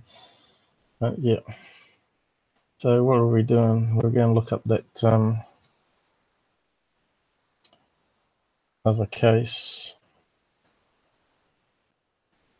But you can have a look at that one, Yang Time, the 93. What was it? 93088 case. You want to have a look at that one yourself. Pretty boring though. People should know what a plane looks like.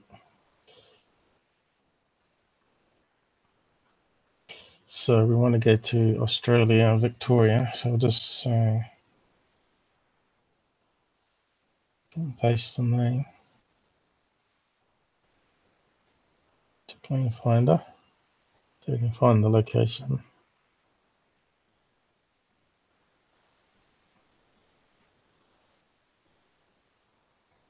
And hit enter.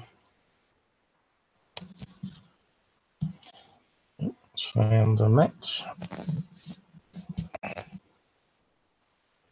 Looks like there's a few planes flying around. So where's this place? Smack in the middle. Here is it.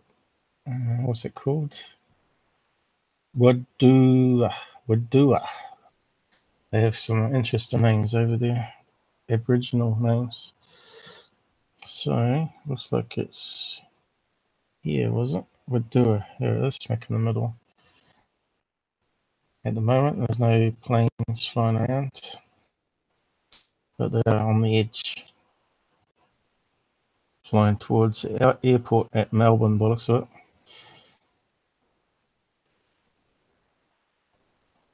So we need to plug in the date that the sighting was. That's not looking hopeful because looks like it's a mountain range there of some sort. Planes are probably gonna lose their signal for the ID tracking software. So if there was a plane there, it probably won't be on this particular map, because what they need is something similar to this app that also allows radar overlay on top of it, which would be really good, be even more powerful. So we're looking at 17th of March, yep, at 8:30, right and about. So we need to go to playback and just see, was there any craft close to that location there. And we want to change it to 17, which is quite an old report. No, February 17. And I'm not too sure on the date because this will be Eastern time or Pacific time, and it plays it back in UTC time. So that time is 12 yesterday, lunchtime yesterday. So we're going to have to pop it on another 12 hours and 19 hours. So pause it. 19 hours, so it'd be about 20 probably. 20. Oh yeah, that matches up the time. See what that gives us. 7:30. There we go. So there should have been some plane on that map. Like it's saying down here, there's four on this map. I can't see them. Here's one. Very small, so I might assume. Oop, too much. Too far now. There's some planes down here flying towards the airport. So they did get picked up on the mountain range, those ones. So how close is it to him?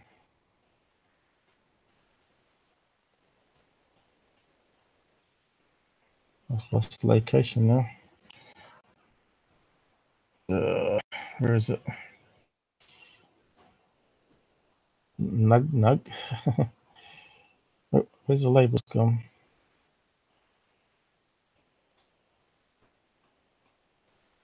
It was here somewhere. Was it? Nope. Bugger. I knew it was around here somewhere. What was it called again? It's called Wogadonga. Wodonga.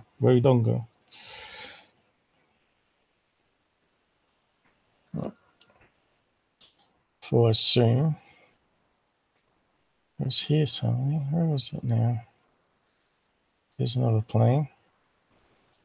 Qantas heading to Sydney. Maybe this swing out again. Danduga. Well, that's 2 of the 3 planes there. Here it is, up here. And that looks like a small plane here, so it could be that. 1,300 feet, I mean. 96 knots. No image of it. So how about that? And it's doing a loop around too, look. Could have been reflecting sun. Very possible we saw that from the distance. In fact, that might have been what we saw on the image, which we thought could be a balloon. Let's bring it up again.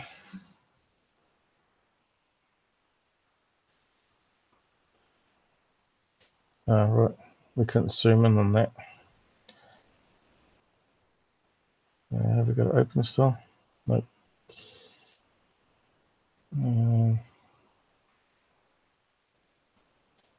It was, yeah.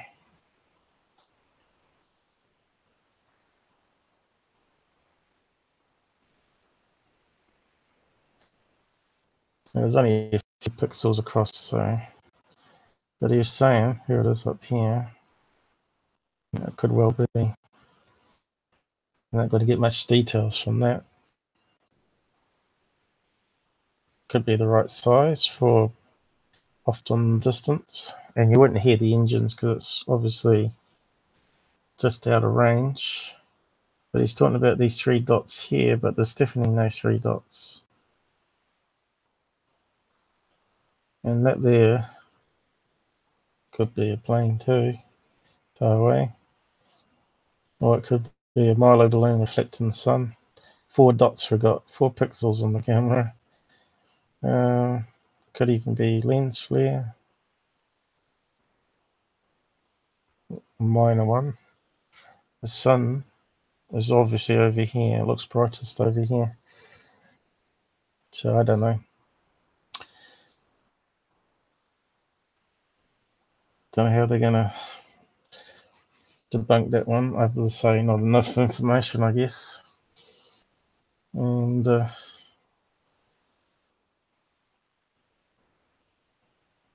think we've done the most we can do of that image anyway. Over 500 feet, he says here. So that's getting close to where the plane is on the map here. Let's do it in a circle around the location. There it is there. And it's flying that way. See, they've got some water there too. So, balloon or plane is very possible. UFO, nah. So we got extra person watching now. Who's out there? Looks like it's still streaming okay. Looks very blurry though compared to what I'm seeing here, so I'm not sure how good it's going to come out.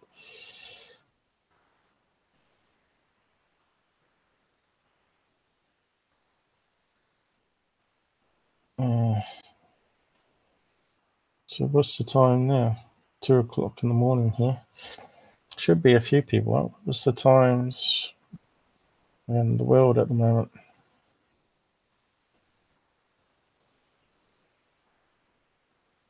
I've gone through most of the material I was going to cover tonight. What's UK at the moment? It must be getting late in the afternoon now. 3 p.m. Should be sign up. These people that sleep in and California, they should be getting up now. And 9, 10 o'clock there. Florida. Should be more people coming on now, probably, floating around. So what was what one I was going to look at? Go back to the map. It always goes wrong.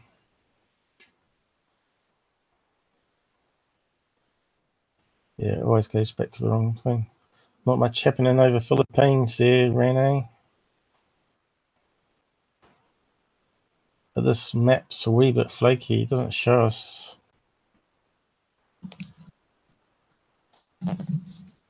Now they've sort of come up. So we've got a black triangle over your way.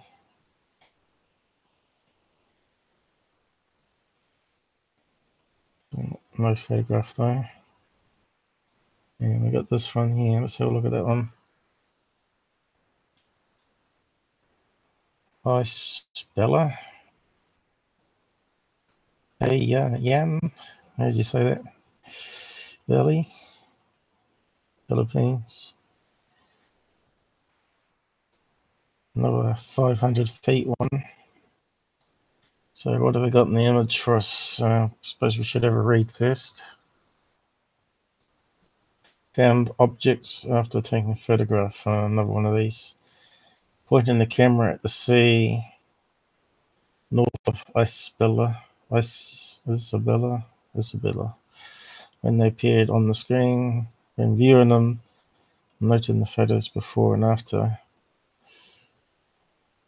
So he's got 3 photographs here. So here we go. We got what I was talking about at the beginning of the episode about camera artifacts called motion blur. And probably have to save it so we can zoom in better.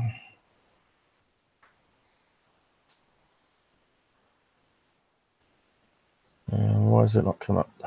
It's a bit slow.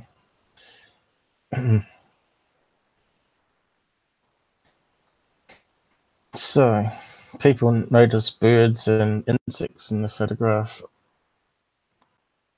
only when they go and view them. They don't notice it while they're actually filming.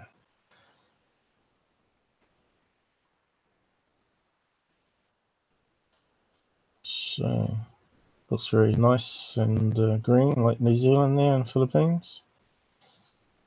So here we go, a nice blue photo, and it looks like a bug. You can see it looks like a bug. You see the wings flap, not a bug, a bird I mean.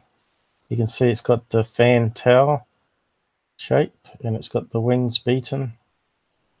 And that's what you call camera artifact, because the cheap cameras do low frames rate and you can't actually see the individual wings moving.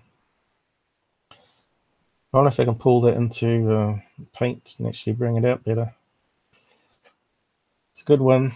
Well, I was looking actually for an example photograph of a motion blur when I was talking about it. And here they are on MUFON.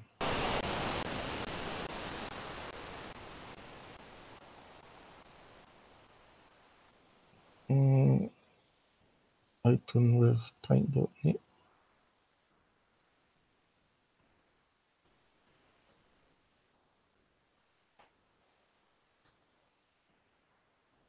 That was the fly one I was talking about. You can see the legs coming down. So I'll just close that one.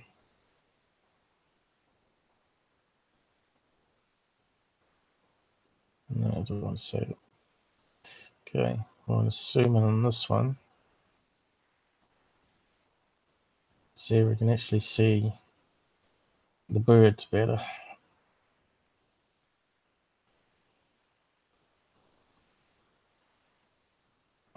Paste, I suppose. Paste into a new image.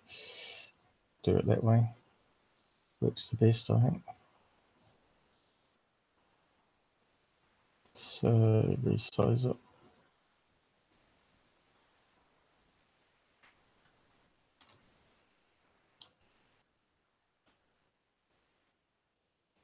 Hopefully we'll get Il from MUFON to bring us some cases that weren't these boring ones that we get on public. Some of the cases that haven't been closed, that are permanently open, he said.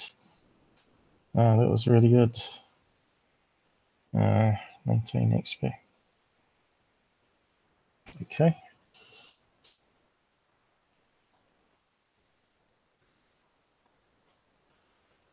Do our usual curves.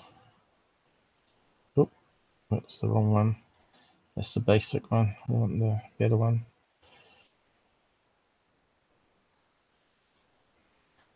Bit triggy happy. Come on. Bit slow for some reason. This computer tonight. I rebooted it fresh as well.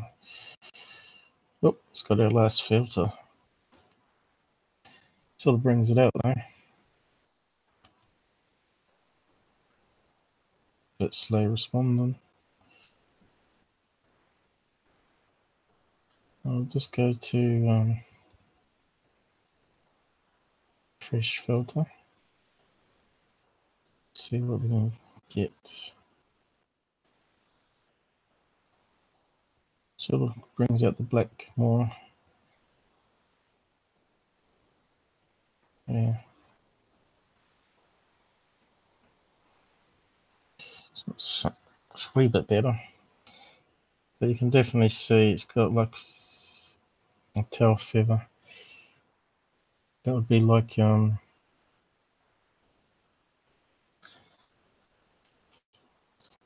see the head though.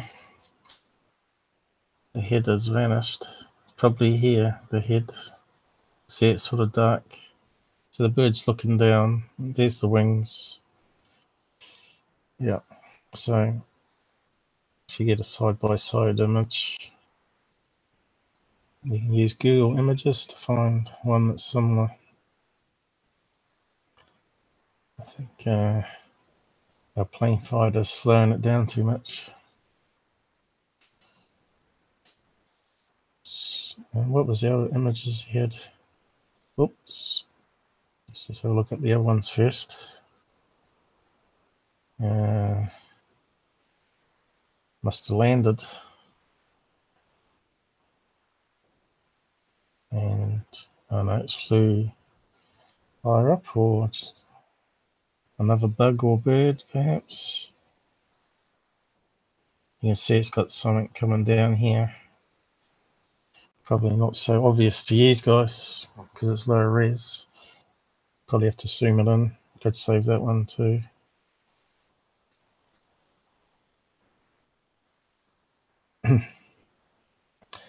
But as I was saying, a lot of people on Twitter were saying that they experienced UFOs all their life, and we're calling images like this, cigar-shaped objects, as UFOs when they clearly weren't. They were just camera artifacts of insects and birds.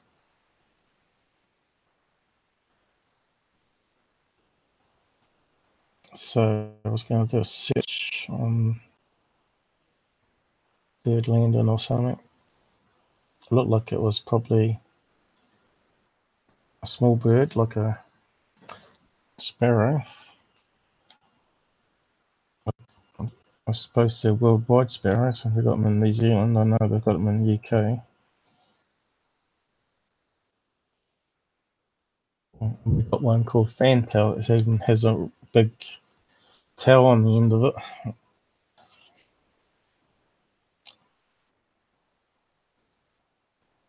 I think a sparrow is pretty common though. These little suckers. We want one that's flying or landing, with its tail spread out. Probably have to refine the search probably. Yeah, that's what we're sort of looking at, that shape. So that's pretty close, but the head would have been down here, and the angle slightly different as it's flying down towards the ground, probably to spot a bug or something to eat.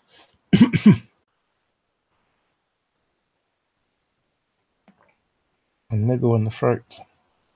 Well, we can save that one anyway.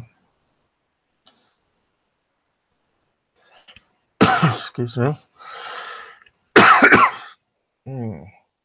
That's the problem with talking for 3 hours. So that's saved now. And we can bring it into the editor. Maybe can even change the angle of it. Where's it saved it to though? In the other folder.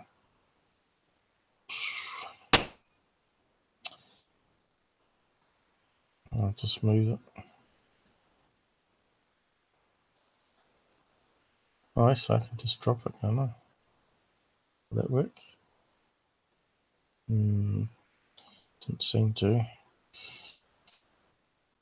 I'll just cut it then. Move it to downloads.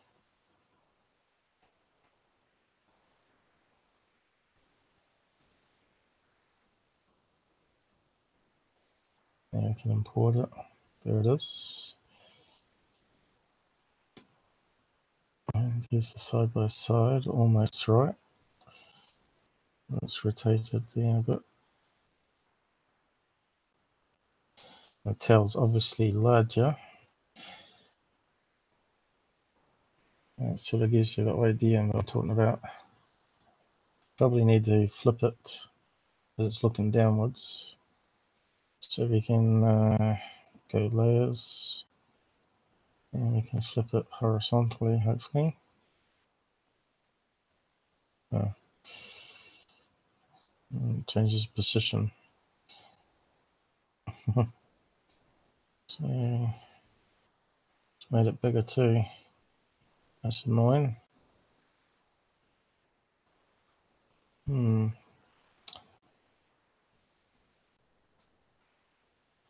That's messed up, isn't it?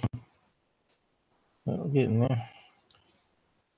So I want to go this way. There you go. It's almost close match. Slightly warped though. So I'll just zoom in on that.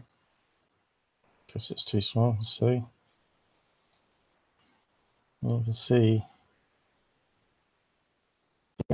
here is the edge of the tail fin, and that's the main body. Head be looking down. So it's close, but it's good enough to debunk that one. So what was the other image? Did I close it? Probably closed it by mistake.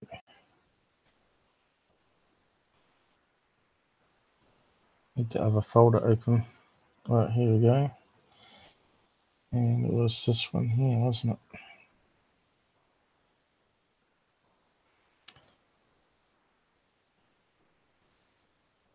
.net.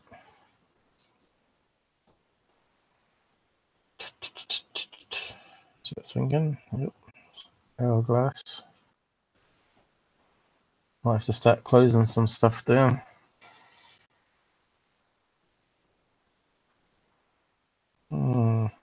Taking a long time. But it's probably like a 20 megapixel image. How big was it?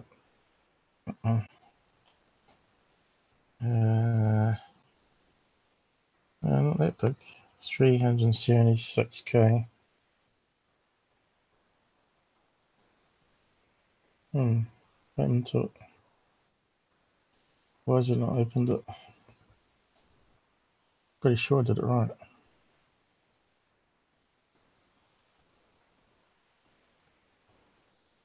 Try again.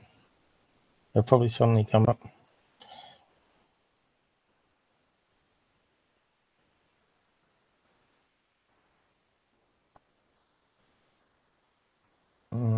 Where's it gone? I think my computer's stuffed.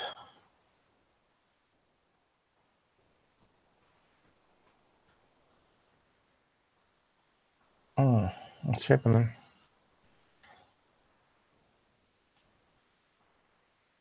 It's crazy.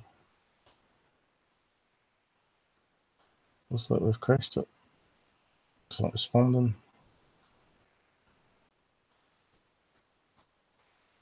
Is it still working on the string? Looks like it.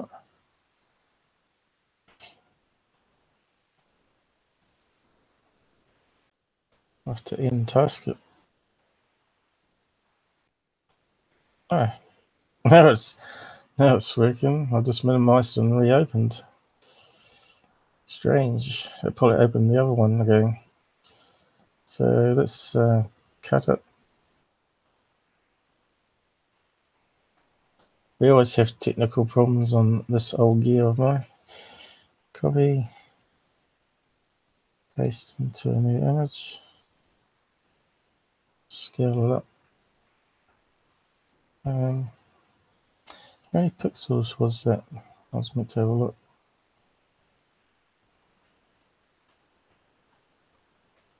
Media info.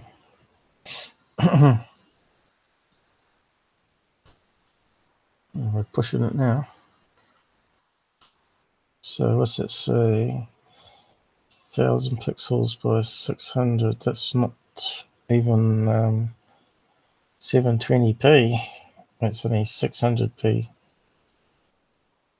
Seems like a strange camera size. Did he edit it out of another photograph? Let's have a look at this one. Media info. That one looks more like a camera one. Oh yeah, that size is a lot bigger. 4000 by almost 3000. So that's a 12 megapixel camera. 4 times 3 roughly. So yeah, we're going to zoom that up.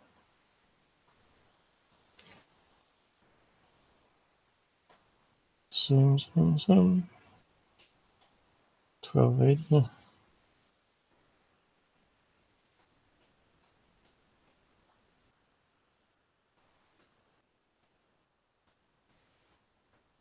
Oh yeah, what's that look like? Still looks like a bird, doesn't it? And it's got some motion blur. And you get that sort of shadow effect as well. Due to compression of the image compression. Probably could zoom in more on that one. Even further. Slow.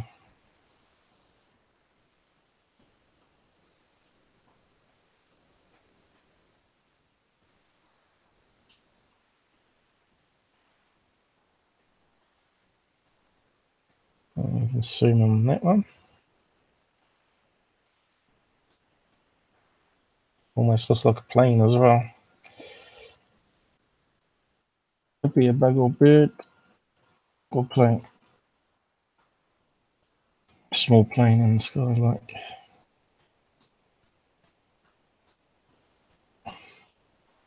And it's got the sort of wings here, and it's got the tail.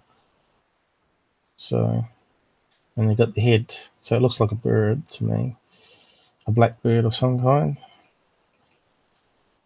So we can. I don't want that one. It's going to take forever to come up now.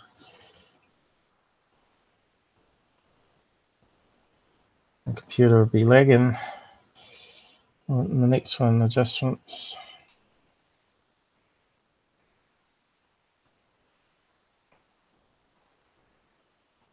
Where is it? Gives. It'll be the last one we used. Don't think it's applied it though. We'll do a reset just in case. Why is it not changing it? Slow. Why is it not working?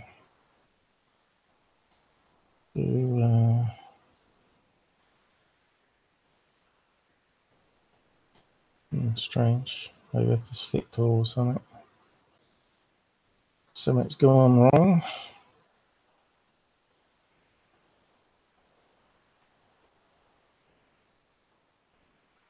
Now it's working. There's some strange problems here.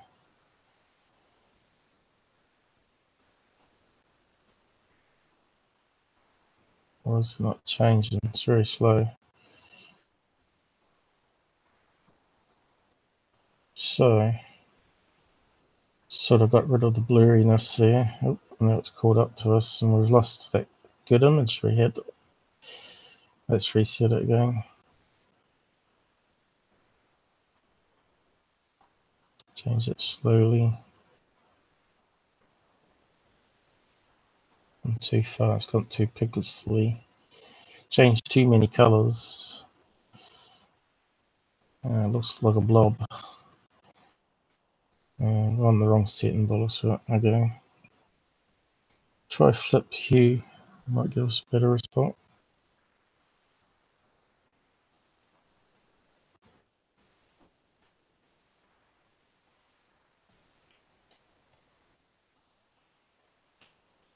Oop, too far.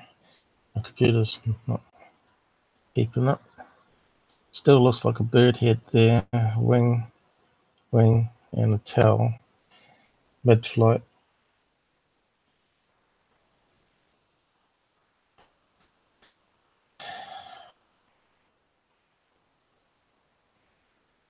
What else could bring it out? Input contrast.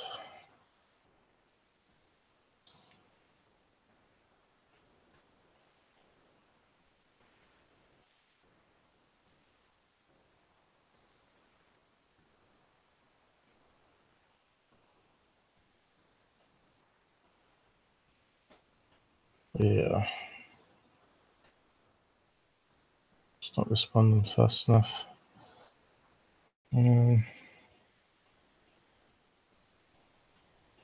Looks like the head of the bird, wings, and its tail.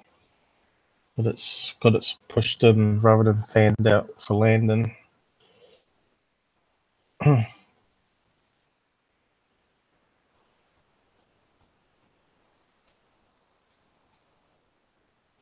So it looks like a helicopter shape there, though.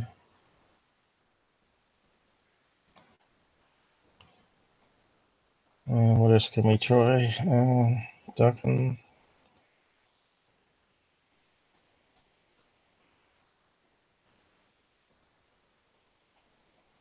Damn, computer's not running fast enough. It's got to do too many calculations. It's probably that plane thing running. Probably should close that down. Yeah.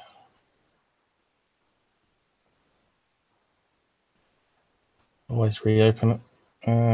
Here. That's timed out anyway. So it looks like a bird that's in flight, but different direction. Probably closer to that one there, but going the opposite way. Its tail's tucked in.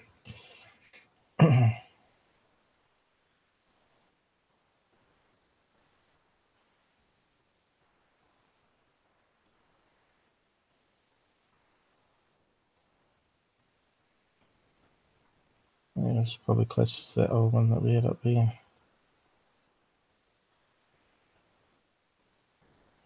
That one there.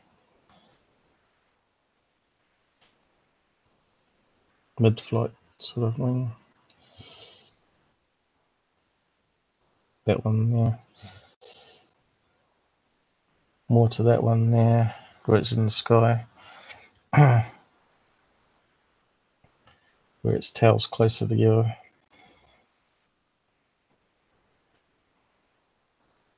I wonder if it's got to work fast now.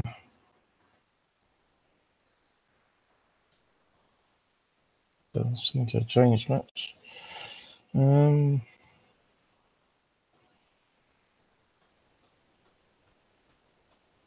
to that one. This one gave the best results, I think.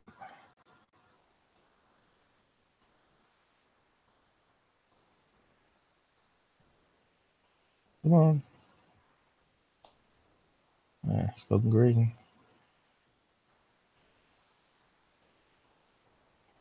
That's quite interesting there. You can see here, I reckon that's a slightly different colour, black. So it's highlighted that one, that area, which would be where the head is. And the other one is motion blur from feathers open.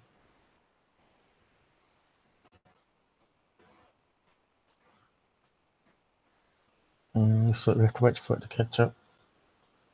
It's not interactive enough when we're doing strain for some reason. Still not doing it. Yeah. Already caught up. I'm changing it too much and it's not doing it gradually. Oh well, enough on that one, I think. Get some crazy shapes. We do it. A lot of colour changes. Change it completely. As I was saying, if you look on my outside cam earlier, I'll just switch to it. And you can see I've got a TR3B outside in the corner. It's even got one in the middle almost. But that's actually street lights. So, yeah, I thought it was quite neat. Switch back to the desktop.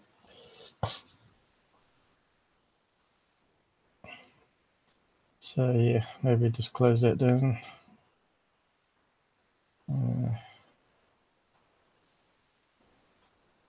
What is the time? Well, there might have been a few people around to chat too. 2:30 AM here. Probably time for me to wrap up, actually.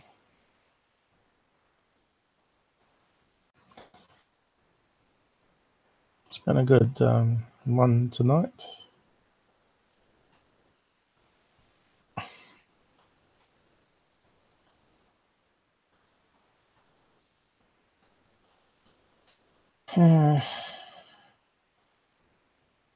So what was on?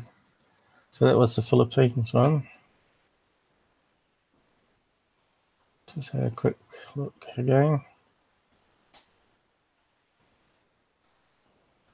That's the one over the island. There's a few triangles up here. China. China seems to be a big void there. Perhaps they don't report on clamp down.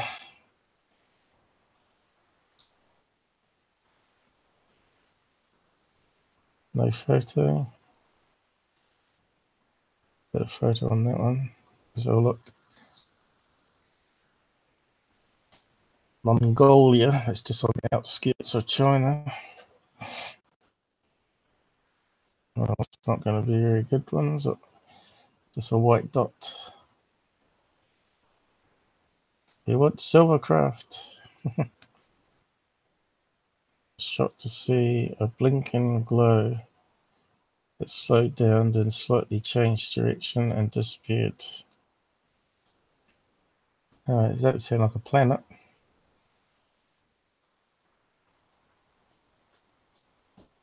But it could be a plane. 2 plane lights, maybe.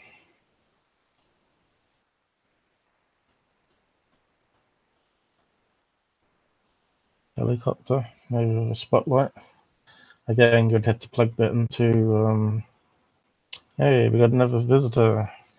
Jules Wern. Just thought I would pop in and say hi. Keep on the great work. Yeah, thanks, mate. I've been going since 11:30 my time, and it's now 2:30 AM. I thought there'd be more people around to watch it and interact with me, but everyone's sleeping in, I think, from hangovers. So, yeah, we're just looking at this one here. saying it was a bright light that changed direction. I was just saying it could be a helicopter or plane. Looks like it's got two blobs, so resave it. We might better zoom in and get a closer look. Yeah, I don't know what happened to Vid. I think he's had a long week and is probably sleeping in. He's probably up on live streams with the other guys, Paranormal Underworld and Jack's stream. So yeah, so we saved that one here.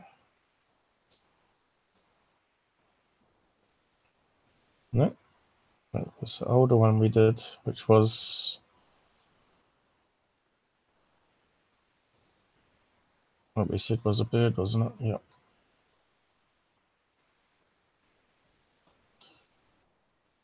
Maybe not. Yeah, we zoomed into it and we saw the shape. Yeah, can't see it very well on there. That's the benefit of using the other program. It uses special mathematics to expand on the pixels that we got to full screen. Allows us to actually see the shape coming out. So which one was it? What was the case number? There's the case numbers on the front, you see. It's the front one here. So open that one. Should be it. Yep. So let's zoom into it. So what's that look like? Helicopter lights. Doesn't look like a UFO. Again, we could bring it into the editor and maybe improve on the number of pixels. And of course, Plane Finder we just closed down, unfortunately, but we could plug it into Plane Finder. And oh, you're from Australia. Yeah. Yep, you're just past midnight over there. You're a few hours behind us in New Zealand. Depends on daylight savings. It definitely looks like plane lights to me.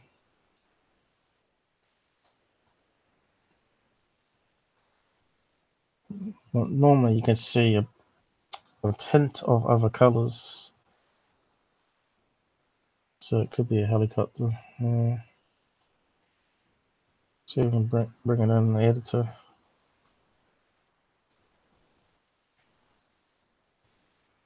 Where is it? That one. So what's the number of pixels on that one? Looks like I've run out of drink. And when you talk for hours, you get a bit dry.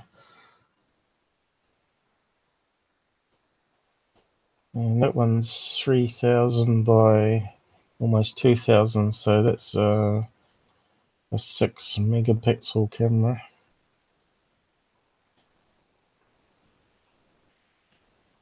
Looks like a radioactive owl. This looks like a boring photograph, really. Lights in the sky. I'm still hoping to find someone that takes a picture of a close-up UFO for us. But I think MUFON will not release those to the public because they like to do their own presentations on them, you see, where they can sell tickets because they're not funded by the government and they're funded by donations. Of course, they've got some paid members, but all from MUFON. He pays everything for himself. He has to pay petrol, getting there. He's got to buy his own equipment, and he's got to pay membership every month. Even though he's in the head office, he's still got to pay stuff. I think only Jan, the CEO, or you call him the head in California, he's actually got a paid position. So he's got to try and get people into presentations to fund his salary, I guess, and get people to donate more. So we want to zoom in this. that will do, I guess. Copy, paste the image. Now we can scale it up. And it scales it using, you can choose what method, best quality.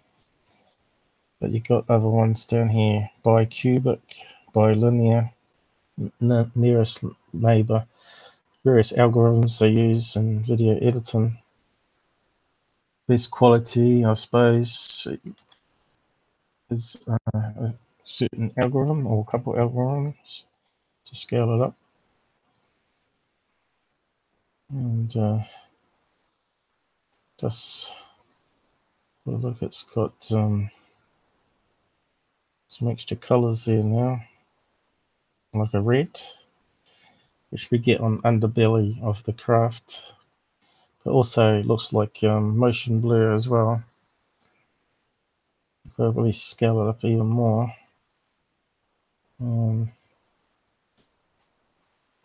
Plus this one, we would have to plug it into a star map application to see if there was no satellites, planets in that location.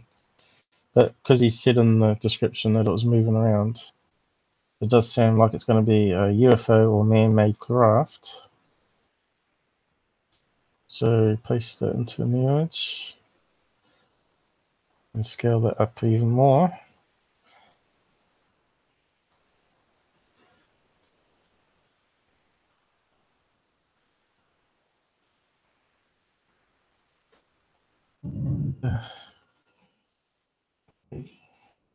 Oh, that's close enough. That should make it really big. And is there any more clues? It looks similar to the other one still. Looks like it's got misty bits all around. Could be through a cloud layer or mist. We had one in UK. Was it quite a while ago now? Wasn't it 6 months ago? I did an episode on it in one of my UFO cases where it turned out to be a crane and maybe a misty English night. It's a good video to have a look at. So apply some curves to it. And do any of you guys down the side want to join the chat? Join in and have a bit of chat at all? Got Hangouts?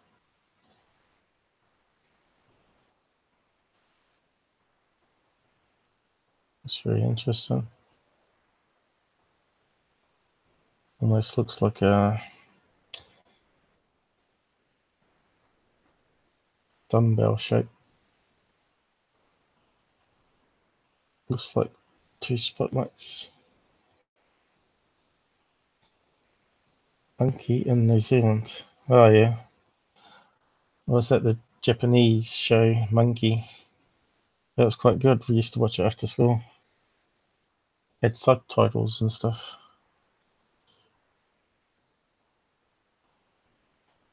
Yeah, we're not going to get much from this image, I don't think.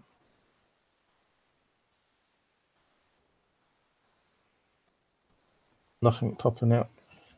At least it's going a wee bit faster now.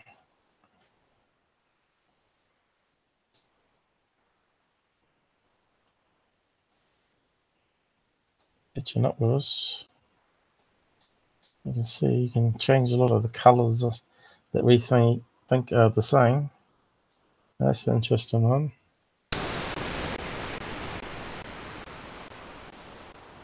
So is that a body of a craft behind the lights?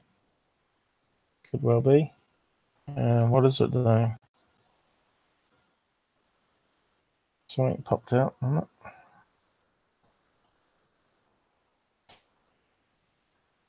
It's definitely a bright light or 2 bright lights on there.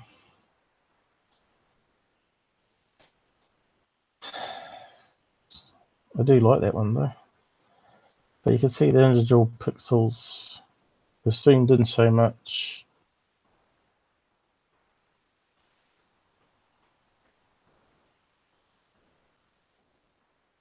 course, the more you zoom in, the more artifacts you get because it's using algorithm. So we're going from there, which is really small, to there. I think the only way to solve that one is plane finder again. So we'll just do a quick look, I suppose.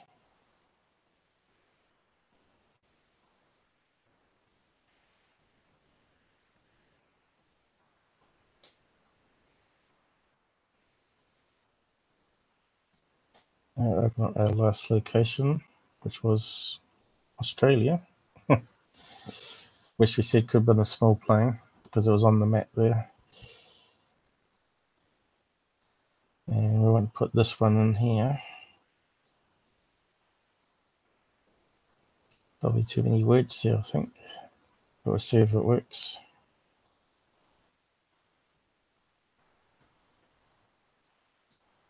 Normally it pops down nearest location.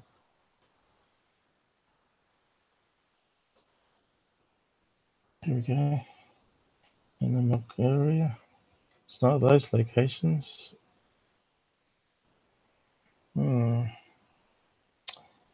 Maybe that's the closest match.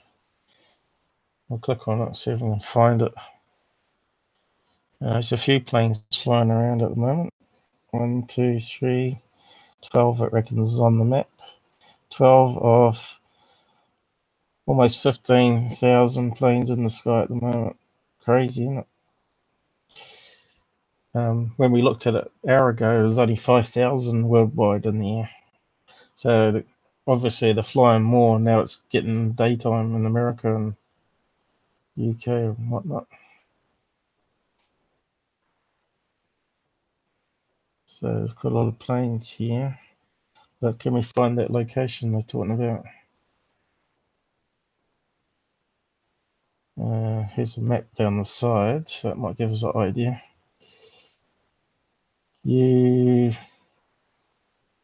Quant. I don't know how you say that.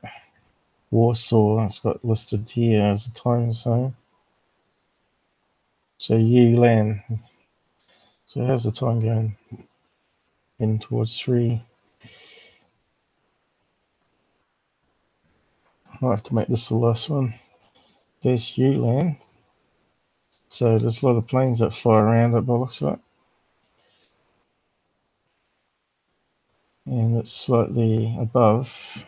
What's the other place here? How do you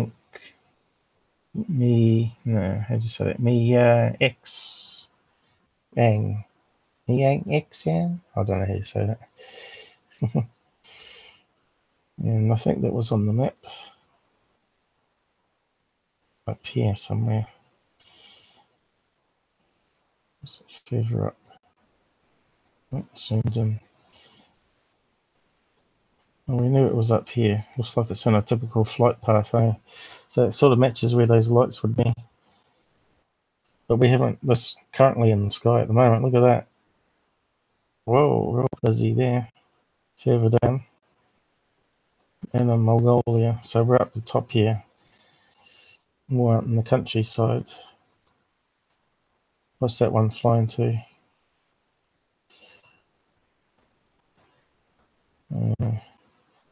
1, 2. A location, not too sure what country that is. China, maybe. Well, we knew it was around about here. So we'd have to plug in the day it happened and see if there's any planes in that location. So we're looking at 2016, quite a long time ago. August 6, about 10 o'clock at night, which sounds like a time a plane would be flying.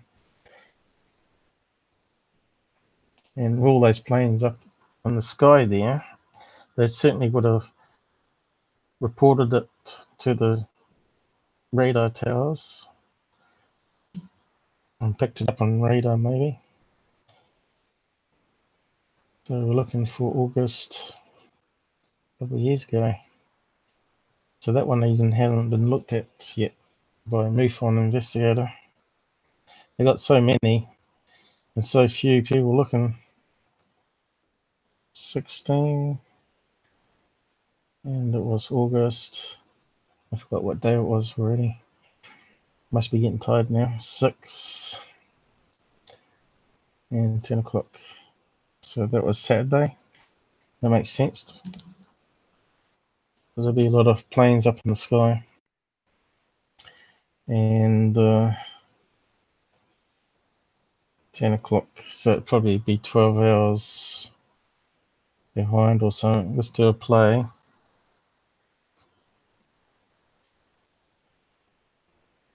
And what's it say? There's no planes in the sky at the moment. That's at 2:30 p.m. So I need to roll it forward 8 hours. Is that right? Getting tired. So it should be about 10 o'clock. So it works roughly right. So it might be at the same time as that play. And here we go. 10:35. Yesterday. So we need to go forward a day. So another 24 hours, it looks like, which we can't do here. Still the wrong day.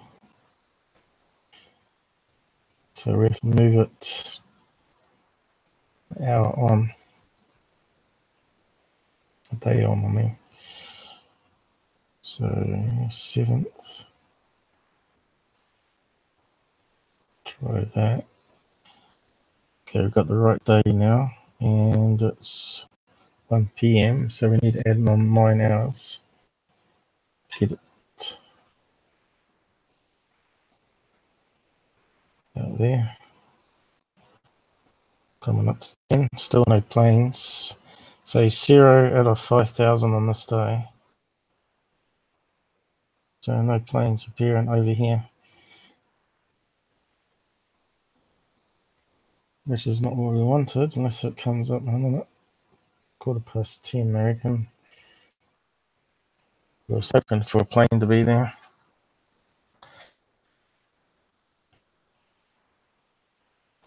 Mind you, still got 20 minutes to go.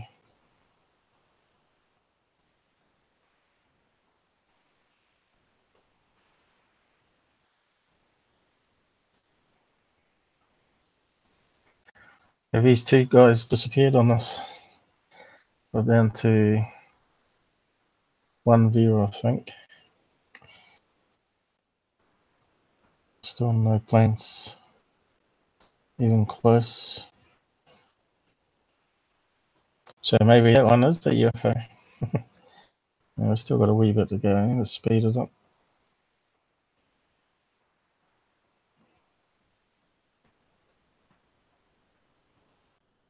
Still too slow.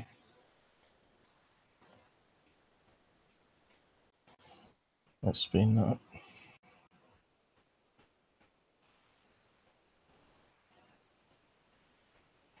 But we'd have to look on a satellite map as well, just to confirm that it's not like the International Space Station or a rocket launch. It could have been a rocket launch, of course. They did a lot of rocket launches back then, I remember. You probably have to do a search. Hey, Goro, World of Mysteries. So still no plane showing up like I was hoping.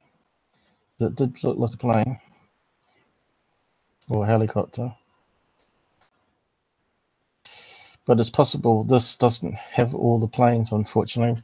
It'd be good if they, like I said before, if they added a radar map also on top, not just the IDs. Maybe someday in the future. Be a lot of data they have to store on the server. So there you go, there's the sec time, 6.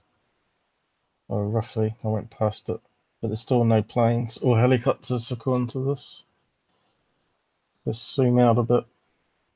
There are planes in the sky. A lot of them. Look at this. Crazy. Heaps of planes around it,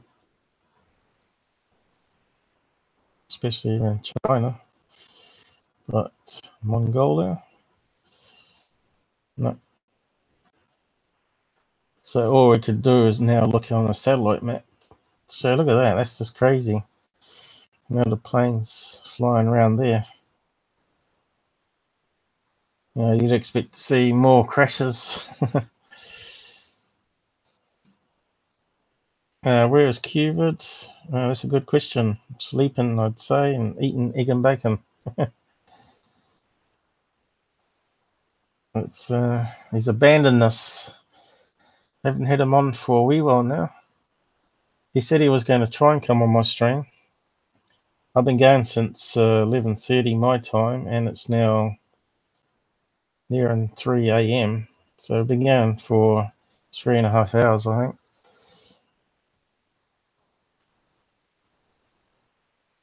I suppose he got burnt out with work and jumping on Jax's live stream. So yeah, so we couldn't confirm that as a plane. That case of the light in the sky, but it could have been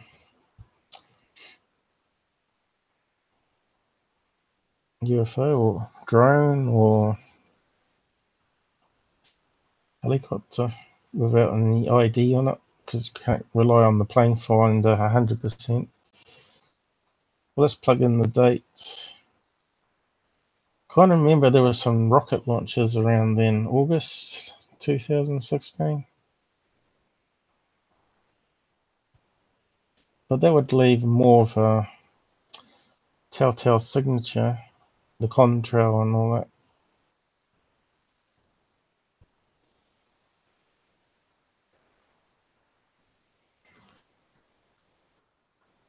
SpaceX, was it, at that time? They've been flying over that region. It might be on one of those satellite programs. They've been flying over the region towards where it landed in Middle East, wasn't it? Rocket or SpaceX, 2016 August. I suppose there's a list. Have we got some images coming up?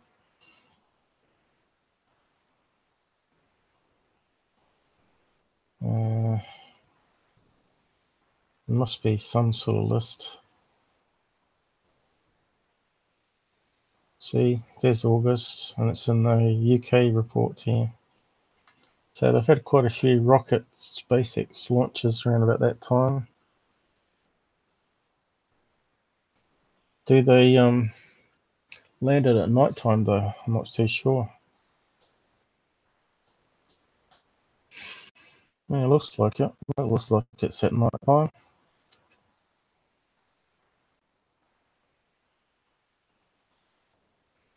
It's definitely at night time, or early in the morning before the sun comes up.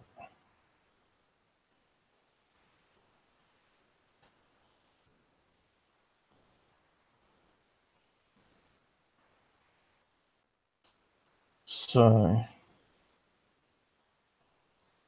what day was that one? August the 14th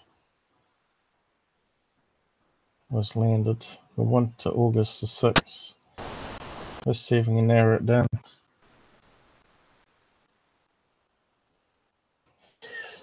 Because it would have had SpaceX, it would have had 2 booster rockets, wouldn't it? I think they got 2 down the sides. They come back and land by themselves, don't they? Because we saw it with the Falcon 9 one in USA. But that was in daytime. These ones here in the image.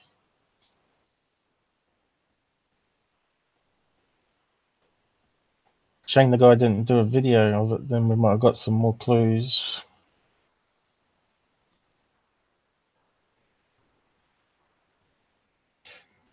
It looked very bright to be a satellite seen through that cloud layer. Looked like it had artificial light. So yeah, you just have to go through all the options and sort of cross them off.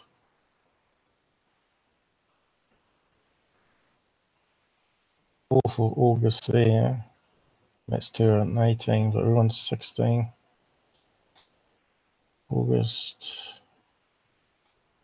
6 here. Marina Bay with rocket from Singapore. Did they have a rocket launch there?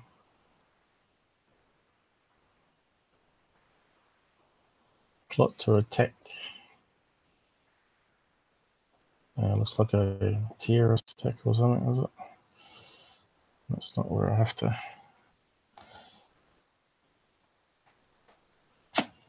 Anyway, looks like we're not going to be able to solve this one without running some other software.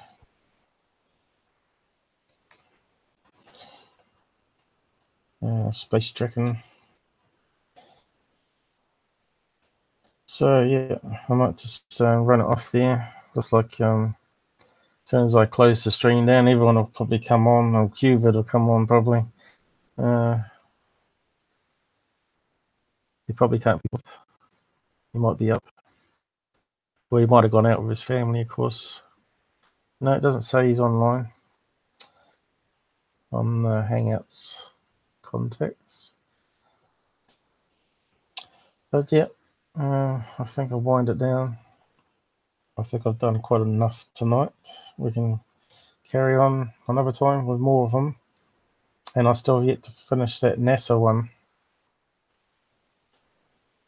So I'm just going to wind down and just play the end credits.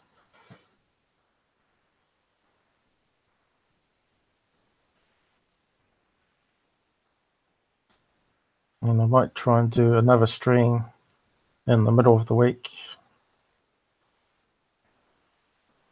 How do I get it to play? Here we go. Good night to everybody. I suppose everybody's wide awake now, and I'm there in my bedtime.